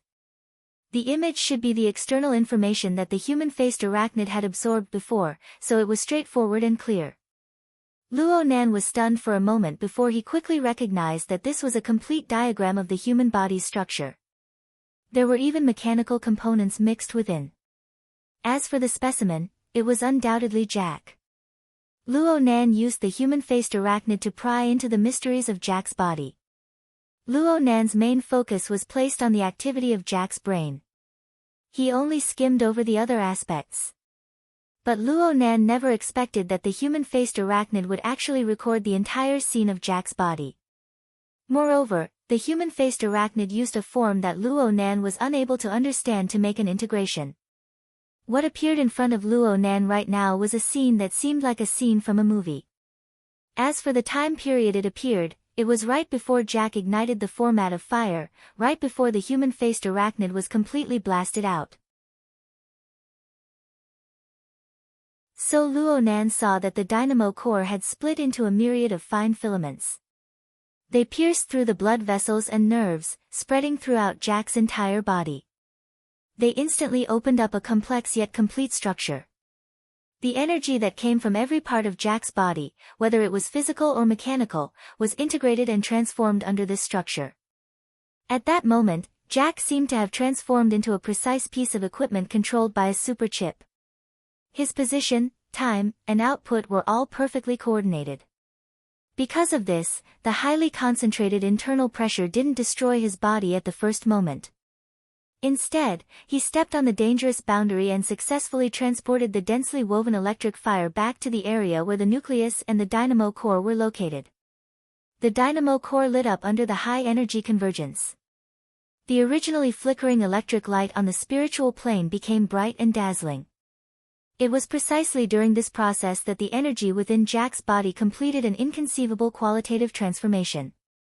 In other words, it crossed a dimension from the plane of reality and touched upon the spiritual realm.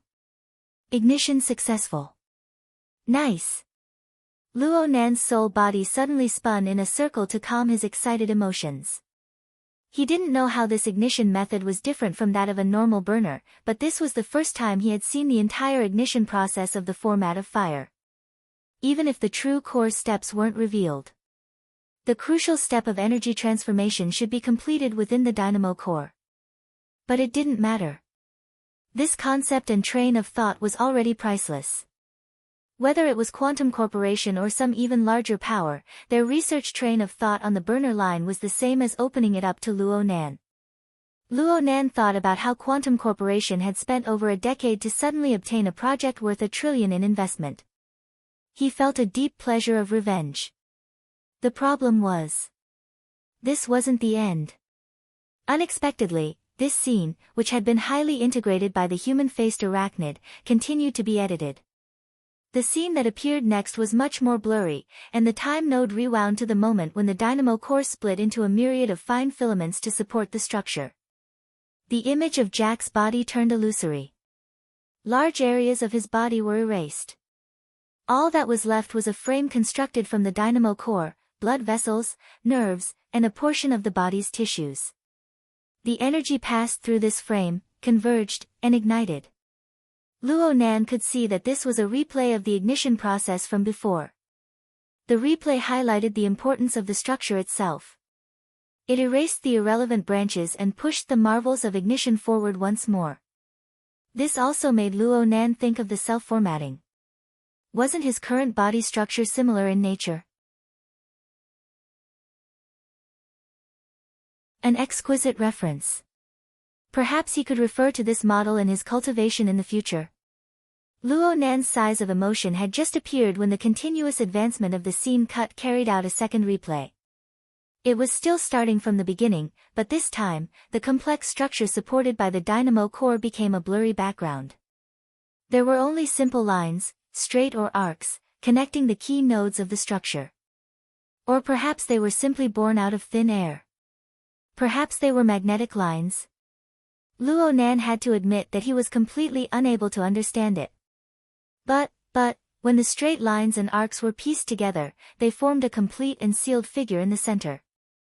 When it finally appeared before his eyes, a certain trembling feeling rose from the bottom of Luo Nan's heart. It dominated his everything. It was a kind of throbbing that penetrated the darkness and illuminated the splendor.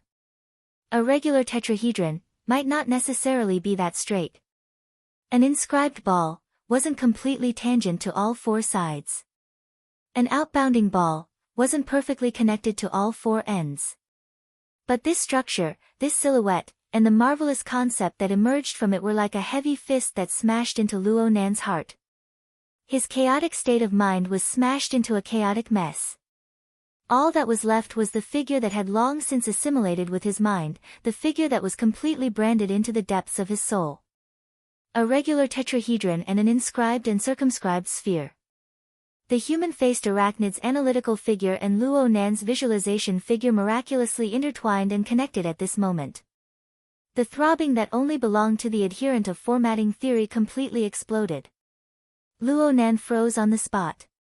He forgot to restrain the human-faced arachnid. The arachnid obtained its freedom and displayed its simple-minded nature. It let out another sharp hiss and pounced towards Rui Wen on the fighting stage. Luo Nan reacted halfway, but he didn't stop the arachnid. This was because the scene of his clairvoyance was completely different at this moment. The human-faced arachnid didn't want to treat Ruiwen as food. Its pounce was more like a connection. It pushed close to Ruiwen's body and stirred up turbid clouds of fire, nearly submerging Ruiwen completely. The sparkling and translucent spiritual seed was like a star that pierced through the layer of clouds. It emitted a resplendent brilliance. Ruiwen and the human-faced arachnid shook at the same time. The arachnid began to circle around Ruiwen. Ruiwen's gaze followed half a circle. She slowly closed her eyes when she was about to turn around.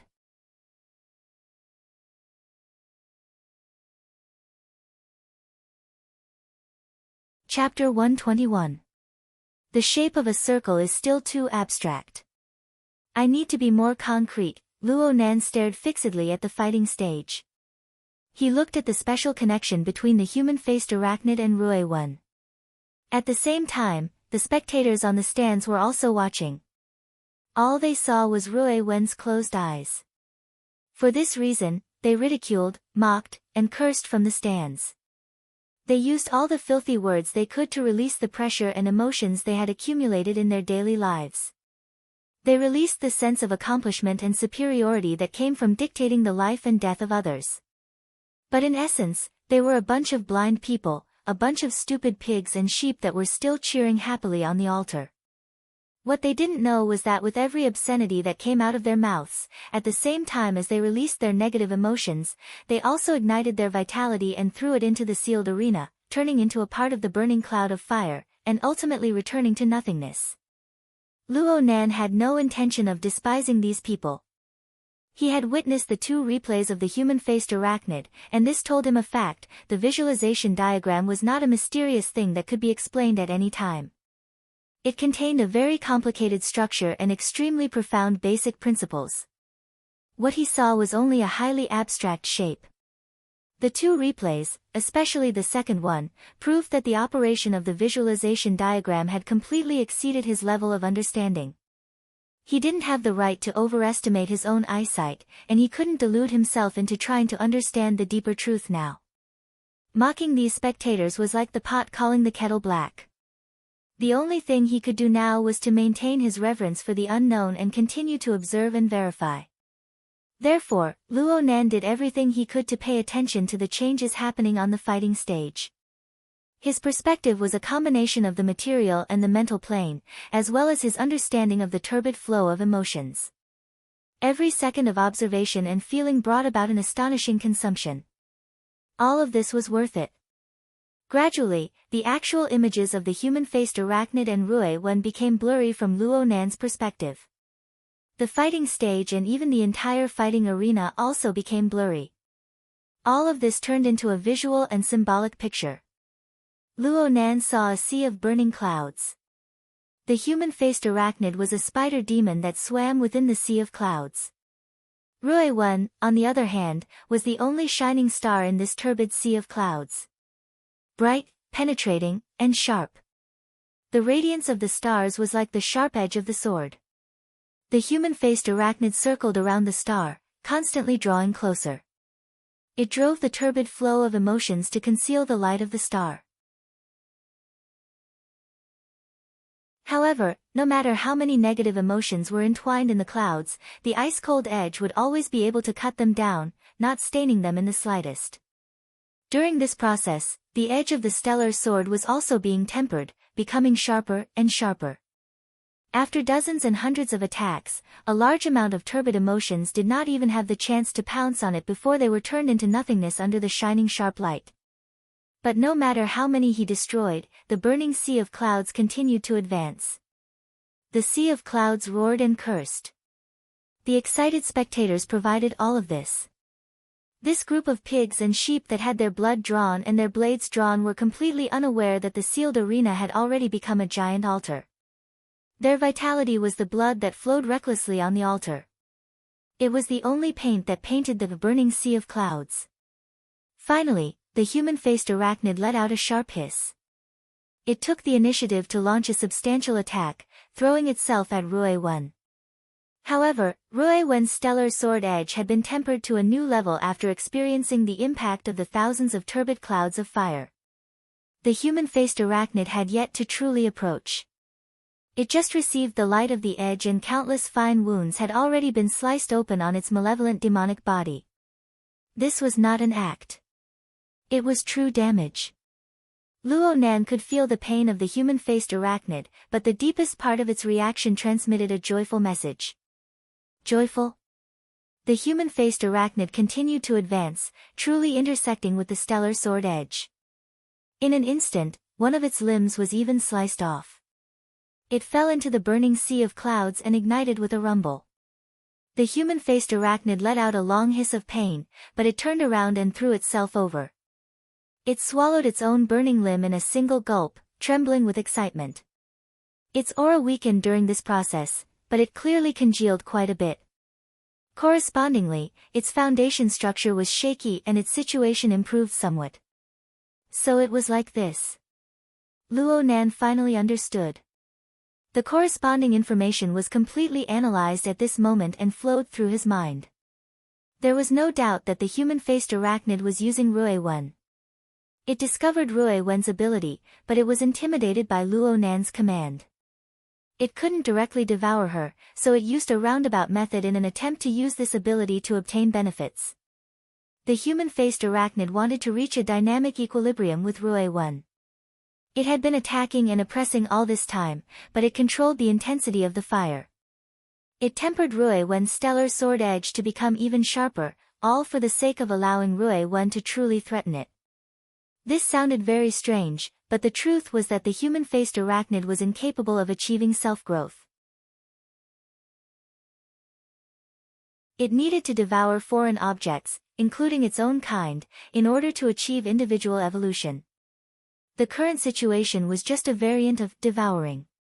The human-faced arachnid borrowed Rui Wen's stellar sword edge to chop off its shaky parts and reconstruct its foundation. As long as it wasn't truly fatal, it would gladly endure the pain even if it was riddled with 1,000 holes and its limbs flew in all directions.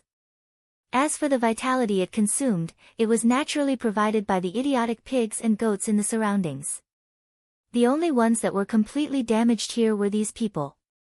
This form was brimming with a sense of malevolence and bitterness. It was incomparably compatible with the human-faced arachnid's usual image. From the human-faced arachnid's perspective, this special environment that it had created with its own hands was a whetstone, a furnace, and an altar. It had placed itself on the altar. Rui Wen was the one who received the greatest benefits from this. Luo Nan still didn't know what ability Rui Wen had awakened to in the end. But he knew that the human-faced arachnid had an astonishing potential when he saw its miserable appearance. But in order to stimulate this potential, one must not be disturbed by external objects. One must have a clear and penetrating mental state. Only then could one withstand the turbid flow and remain untainted by even a speck of dust despite being scoured 100 times or 1,000 times. Therefore, Rui Wen was also on the altar. The human-faced arachnid was using her, and vice versa. The two used each other and polished each other to push their own level all the way to higher levels. Even now, they still couldn't see the upper limit. Such a scene might not be completely real, but it was a part that Luo Nan could understand and extrapolate. The overall composition of the scene was faintly connected to the visualization diagram he was most accustomed to. Rui Wen and the human-faced arachnid occupied the most core positions. They could be said to be inscribed spheres, representing a kind of endlessly circulating internal power. The fighting arena was the boundary of the sealed diagram. It was the external sphere, representing the external environment and energy supply. As for the tetrahedron, wasn't that Luo Nan? The human-faced arachnid was within Luo Nan's system. All of its actions were essentially variations and extensions of the system. So in the end, the one who provided this framework was Luo Nan himself. This realization rose in Luo Nan's mind, and he suddenly understood where the consumption of observation had gone. That was the price and challenge that must be paid as a carrier. He wasn't standing on the altar, but he was the altar.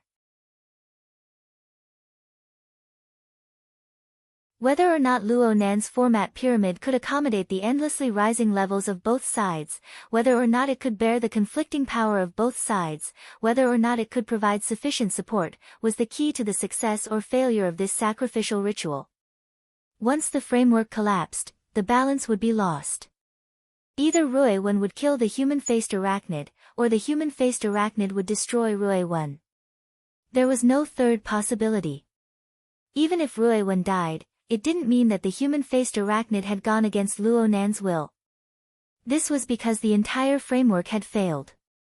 Of course, Luo Nan would certainly suffer the backlash of the framework's collapse at that time. He didn't know what would happen when that time came. Human-faced arachnid.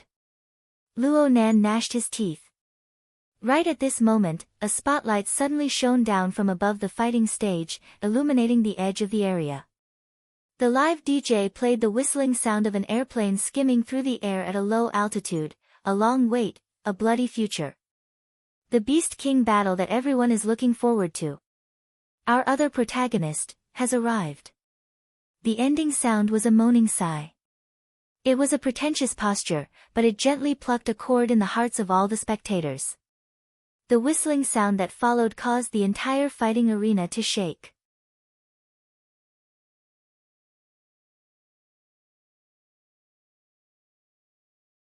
Chapter 122. Where the spotlights shone, the ground first sank, then rose up again, and a huge metal box appeared above it. Before it had completely entered the range of the spotlights, they could hear the sound of friction and collision. It was very strange. The metal box was the size of a small container. Its length was close to 6 meters, and its height and width were also more than 2 meters. Compared to the standard boxing ring, its length was very close. When this metal box appeared in front of everyone, the fighting arena was first stifled, and then the shouts from the stands turned into boos and laughter. F***ck, big guy. This physique, is it a brown bear? A Siberian tiger? A black caiman? Shameless enough, vicious enough. Continue to raise the stakes. Can we change the bet? Clearly, the fighting arena's actions had caused some controversy, but most people were still happy to see it happen. They didn't care about the outcome of the bet, they just wanted to see that bloody scene. Of course, it would be better if there was a bit of suspense. A one-sided situation ultimately made people feel that something was missing. At this time, the front of the metal box opened, but nothing came out. Instead, there was a loud, ong-ong, sound, as well as the sound of an excited collision. The force was not small, but the sound, just as the group of people looked at each other, the entire metal box opened, revealing the situation inside. The audience was stunned. Inside the metal box, there were actually 2 cages, about the same size.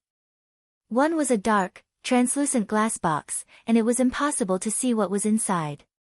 The other was an ordinary-looking iron cage.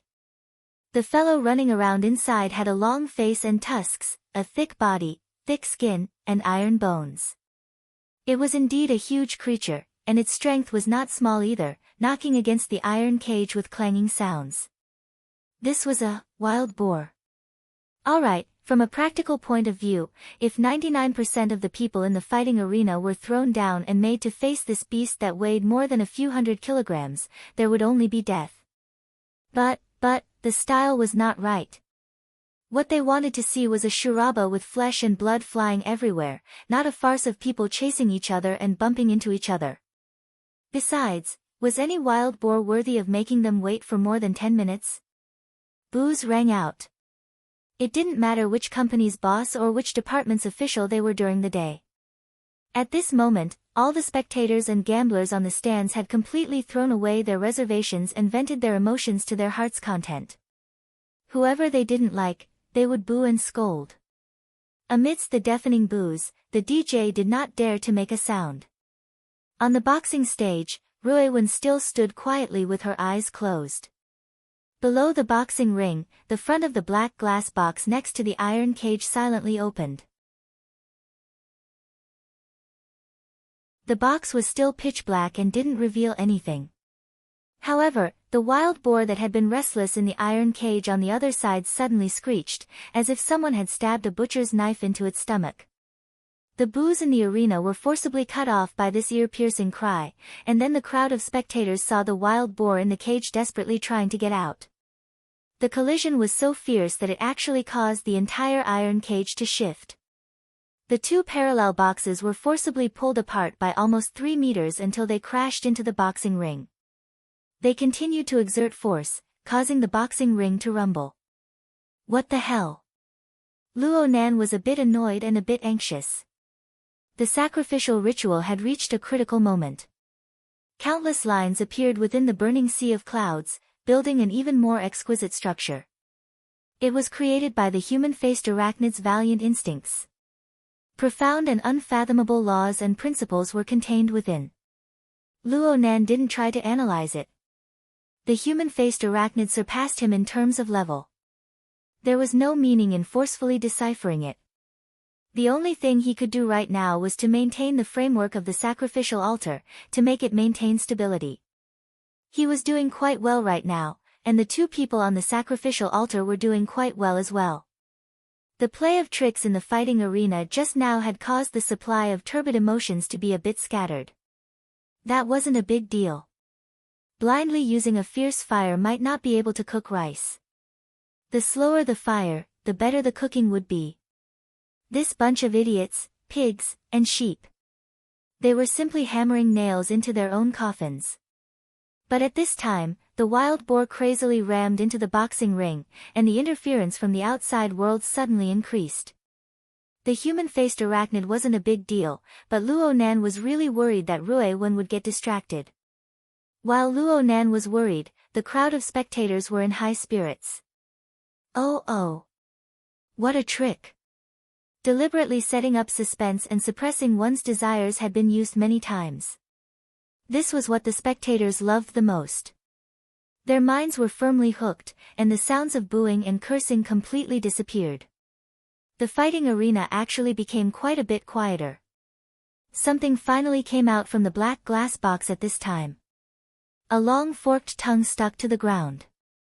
It flickered in and out, and trillions of sensory cells replaced the functions of eyes and nose on its rough surface to detect the outside environment. Snake or lizard? Hurry up and start.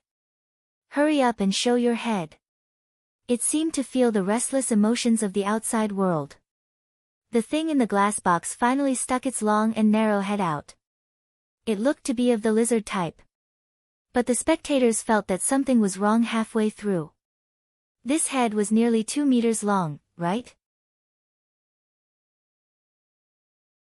Its head was mainly occupied by a long, narrow, and deep gaping mouth. Its front end was practically reaching the iron cage beneath the boxing ring. The pitiful wild boar was about to bring the cage and jump onto the stage. The length of the body was calculated from the length of the head. How could the glass box hold it? In reality, the flexible body that seemed to be swimming in the air extended out a full 4 meters in length. There was still a tail that hadn't come out yet. The mouth occupied half the length of the body that was revealed. This made its external appearance look closer to that of a crocodile, but it was much taller. Its 4 limbs were extremely thick and solid, supporting its belly far off the ground. Its forked tongue still hung down, sticking to the ground as it flicked in and out. It looked strange and cautious. What was this thing? Just as Luo Nan was puzzled, Crag Burst let out a low roar, CTMB. Before the coarse curses could fall, the monster's 2-meter-long mouth opened wide without any warning. Thousands of dense, cold, and sharp teeth lined up in 4 rows. The camera faithfully recorded the scene, and a close-up shot was made through the broadcast screen. The scene was clearly displayed before everyone's eyes. The entire arena sucked in a breath of cold air. Protruding forward, biting, closing, swallowing. The monster performed a series of concise movements like this, and a glaring bloody light sprayed out in front of it. The wild boar that weighed several hundred kilograms, including the solid iron cage that surrounded it, was suddenly cut in half. It was swallowed by the monster in one gulp. Screams rang out from all directions. A rare situation of half being quiet and half being hysterical appeared in the entire fighting arena. And at this time, the enormous broadcast screen above the fighting arena was retracted, causing the area above the fighting arena to be even more spacious. Then a maglev-type floating platform descended from the opening in the upper level of the fighting arena. There were no handrails, nor were there any fences. Jack stood steadily atop the platform. He wore a white shirt, black trousers, and a black bow tie. He was the standard attire of a referee, but he looked down from above. His face was expressionless, and he turned a blind eye to the strange situation in the fighting arena. He raised his hands slightly and separated them to two sides. One side represented Rue-1, who was standing silently. The other side represented the brutal monster that was swallowing its food. He spoke with a calm and emotionless tone. Marauder, Rue-1. Mutant, Great Maw Basilisk. Beast King battle, begin. Mutant? Was it really a freaking mutant?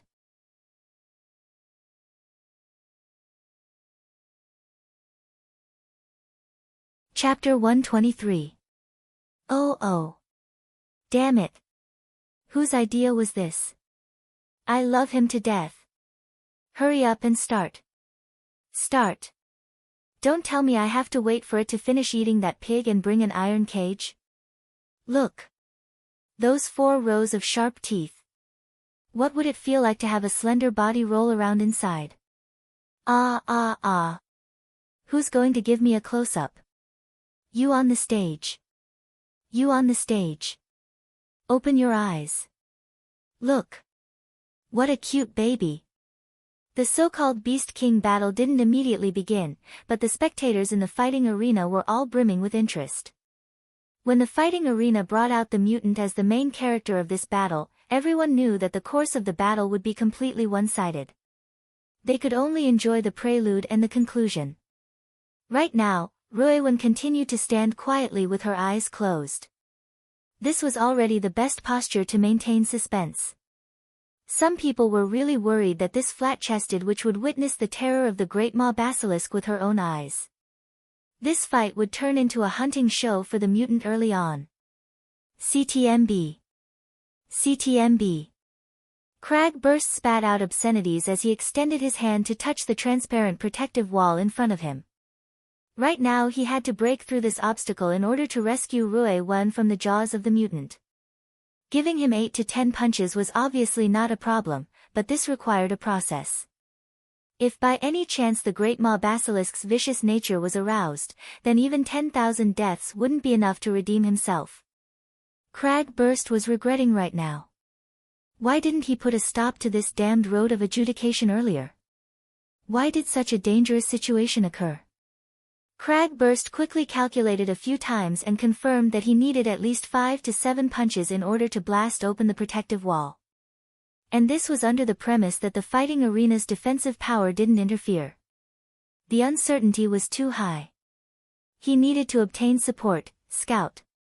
I need a bit of time. Crag Burst had just spoken when a small map that was clearly drawn at the last minute was sent over from the Psychic Wave Network.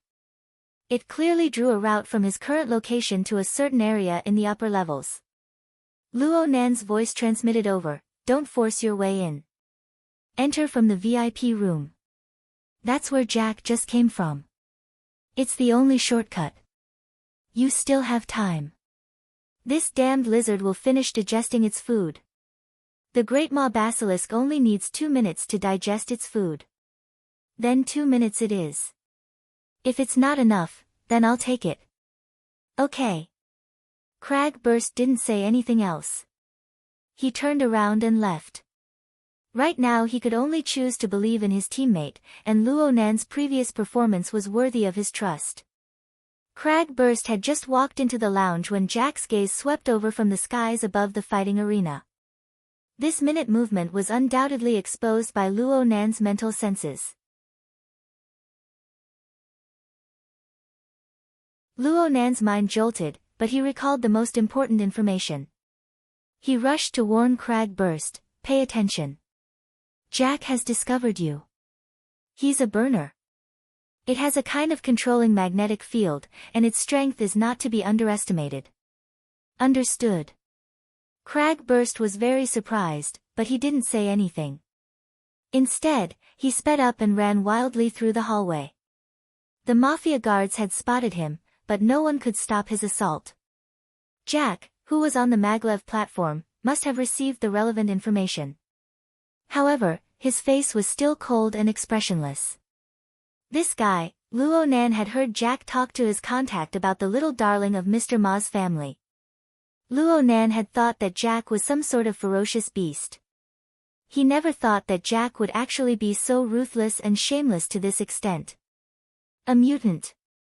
The current situation was much more dangerous than what Cragburst had observed. The human-faced arachnid and Ruewen continued to maintain a cruel and fragile balance because the sacrificial ritual was still ongoing.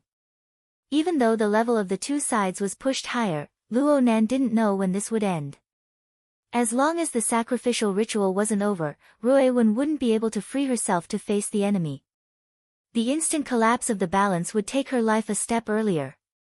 Right now, the person who was working the hardest in the fighting arena was Luo Nan. He had to maintain the entire framework of the altar from collapsing. He also had to pay attention to the changes in the situation. He had to guide Cragburst's path in time. He also had to lock onto Jack and keep a close eye on the Great Maw Basilisk to prevent any new abnormal movements from occurring. Multitasking. Panoramic mental senses transmitted information from all directions in parallel, forcing him to deal with it. A single mishap could lead to a complete collapse. He didn't know that he was an omniscient god, but he was doing the work of a god. The Great Maw Basilisk's meal was nearing its end. It had swallowed the other half of the wild boar and the iron cage in a short few dozen seconds.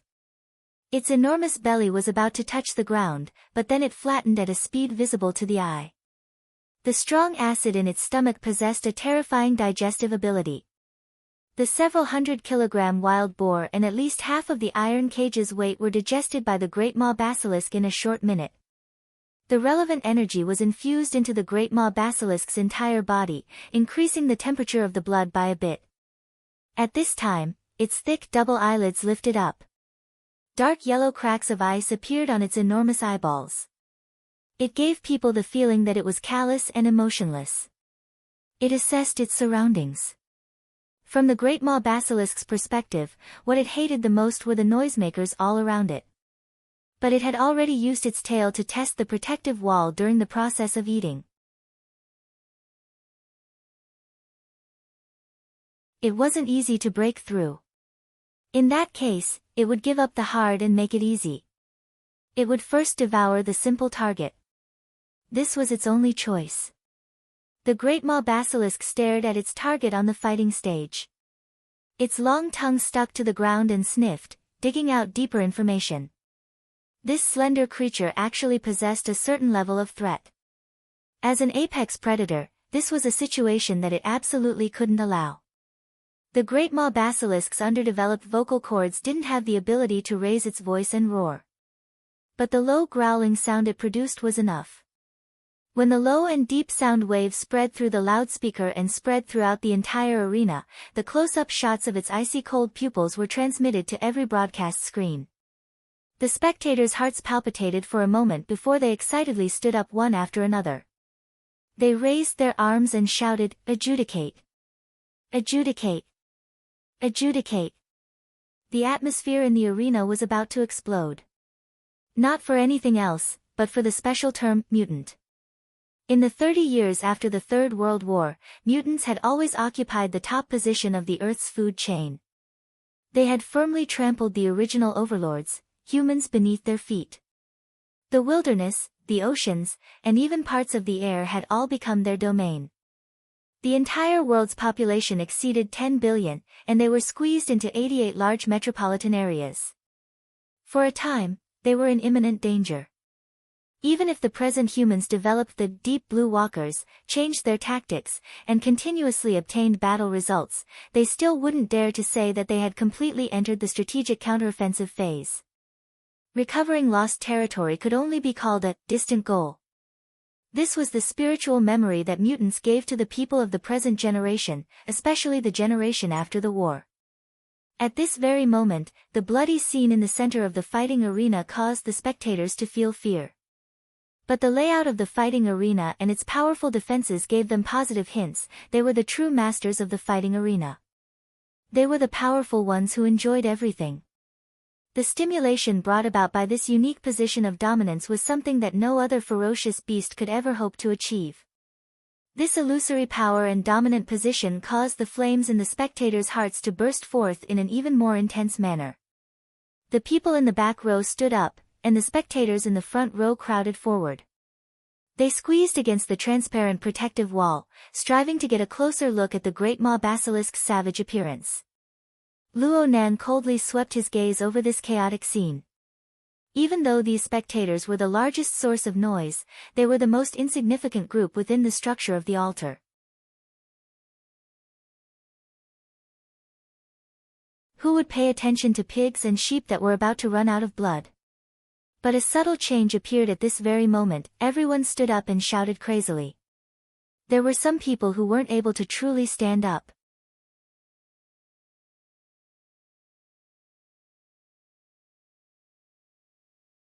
Chapter 124. No one discovered the abnormality here. Everyone's gazes were focused on the fighting stage, appreciating the fight that was destined to end quickly. The first one. Luo Nan's energy could no longer be divided at this time. He didn't have the strength nor the need to lament over the fading of life. He only sensed that a certain marvelous element was born within the altar as this person's flame of life burned out.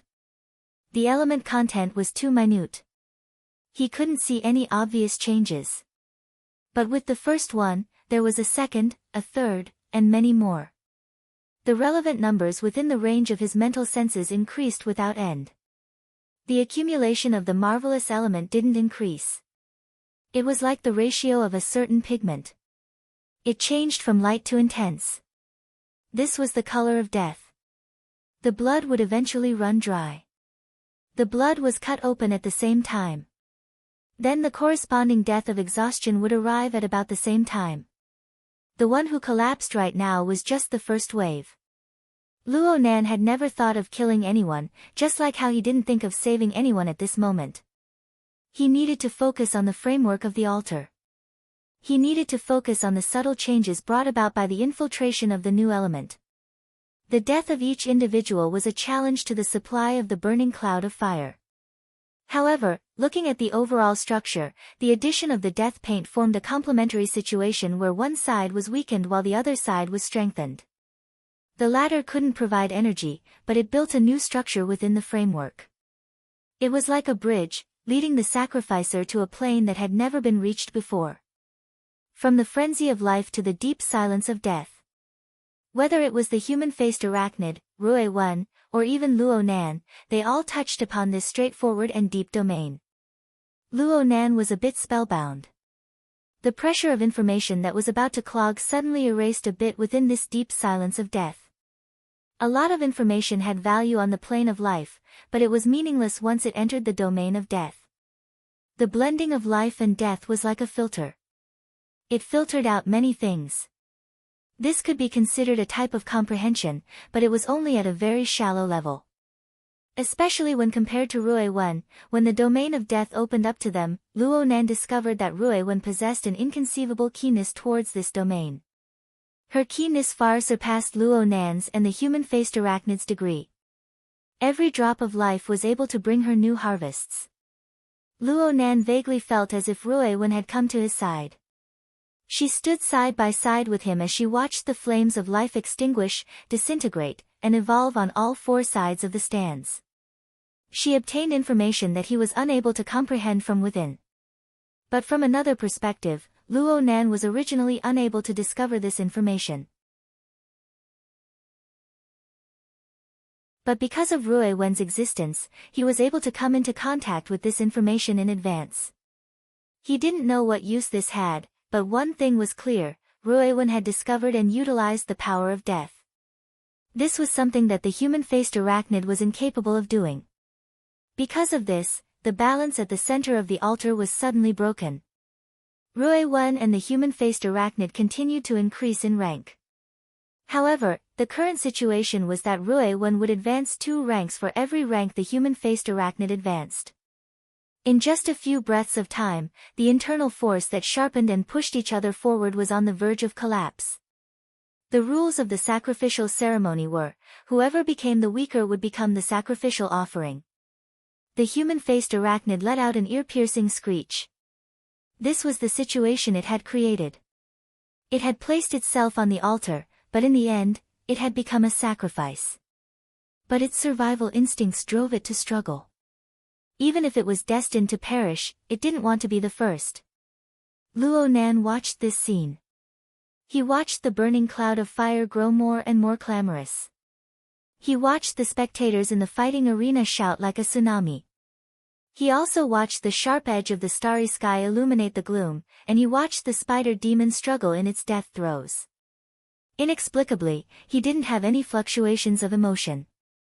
It was as if he was watching a pantomime that had nothing to do with him. Or perhaps it was just a formula that was arranged and calculated on the surface of a paper. It wasn't that he had lost the ability to feel emotions. Rather, he simply didn't have the luxury to display his emotions. Maintaining the framework of the altar had already overdrawn all of his energy. Cragburst's transmission came at this time. Scout. I've arrived at the VIP room. Holy crap. It's a giant lizard. The great maw basilisk began to move. It slowly turned to an angle and determined the optimal path to hunt. According to its habits, it was about to launch an attack immediately. Cragburst just so happened to rush into the VIP room. He knocked out the contact who was about to scream in shock. He saw everything that was happening in the arena from that angle and he gave a loud warning. Speed up. Don't get distracted. Luo Nan's message was calm and peaceful to the extreme. Cragburst was clearly stifled, but he still listened to Luo Nan's words. He crashed into the secret passageway of the VIP room and made a mad dash towards Jack's location. Luo Nan didn't pay special attention to the great maw basilisk's movements. This was because his mind was unable to bear the heavy burden at this moment. It had already automatically adjusted itself to be divided into 2 parts, within the framework and outside the framework. The former was primary. The latter was secondary.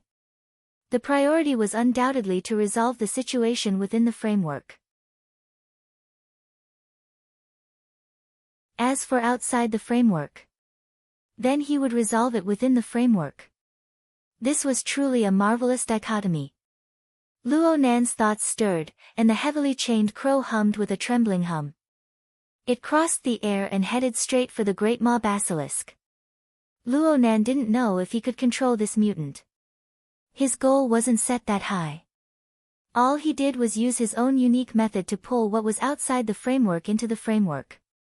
As for entering the framework, who knew if he would become a priest or a sacrificial offering? The great maw basilisk moved. The surrounding spectators screamed themselves hoarse. Its 4 thick and solid limbs moved quickly, and it easily stepped onto the meter-tall fighting stage. Its enormous body swam through the air, and its enormous mouth, which could bite through steel, split open as it charged towards Rue-1. Luo Nan watched all of this coldly. The heavily chained crow had already pierced through the great maw basilisk's head. The marvelous connection was completed. From his perspective, the great maw basilisk wasn't pouncing towards Rue-1. It was pouncing towards the framework of his altar. It wasn't a collision. It was just a leap. The plane of reality, the mental plane, and the rendering of emotions. Everything interweaved into one place. His altar's framework was truly connected to every plane, towering majestically. Rue-1 still didn't open her eyes, but she clearly sensed it. She staggered her feet and dodged to the limit in this crucial moment. She dodged to the front of the great maw basilisk's charge. Anyone would dodge when faced with the charge of a high-speed truck. The spectators weren't disappointed. It's good that she dodged. It's exciting when there's a back and forth. The cheers from the spectators were like a landslide and a tsunami. But amidst this roar, a weak hissing sound inexplicably penetrated into everyone's ears. The great maw basilisk and Rue Wen's body staggered. Its enormous body was nearly the same length as the fighting stage. Perhaps it had charged too quickly, but it lost some control. It was unable to stop itself after landing on the ground. It directly leaped over the fighting stage. It actually stumbled and stumbled as it charged straight towards the spectators behind it. They watched the terrifying mutant charge towards them. They clearly knew that it was impossible for the great maw basilisk to crash into the protective wall, but the spectators closer to the fighting stage, especially the beauties who were responsible for creating the atmosphere, still screamed in a half-real, half-fake manner. But halfway there, the screams became hysterical. The body of the enormous beast, which was over 5 meters long and weighed over 800 kilograms, was black and heavy like steel. Everyone could see it wither at a speed that could be seen by the naked eye. It suddenly shrunk by a size. The bones that supported its body also lost their hardness. Its 4 limbs broke one after the other. It simply slid on the ground and crashed into the protective wall with a bang. It didn't struggle. The callous pupils behind its enormous eyelids had already been corroded into 2 enormous black holes. The great maw basilisk lay paralyzed on the ground. In only 2 or 3 breaths of time, its back, neck, head, chest, and abdomen, large chunks of flesh fell off one after another. In the blink of an eye, all that was left was a dense skeleton wrapped in blood vessels and connective tissue. Defeat and death were presented before everyone's eyes in the most bizarre and cruel form. You're tuning in to the Blissful Bookshelf YouTube channel. We're so grateful for your support, and don't forget to subscribe to join us on this incredible journey through captivating stories. Your generosity through donations truly makes a world of difference, as it's the primary source of revenue that allows me to expand and enhance this channel for you. Thank you from the bottom of my heart for being a part of this adventure.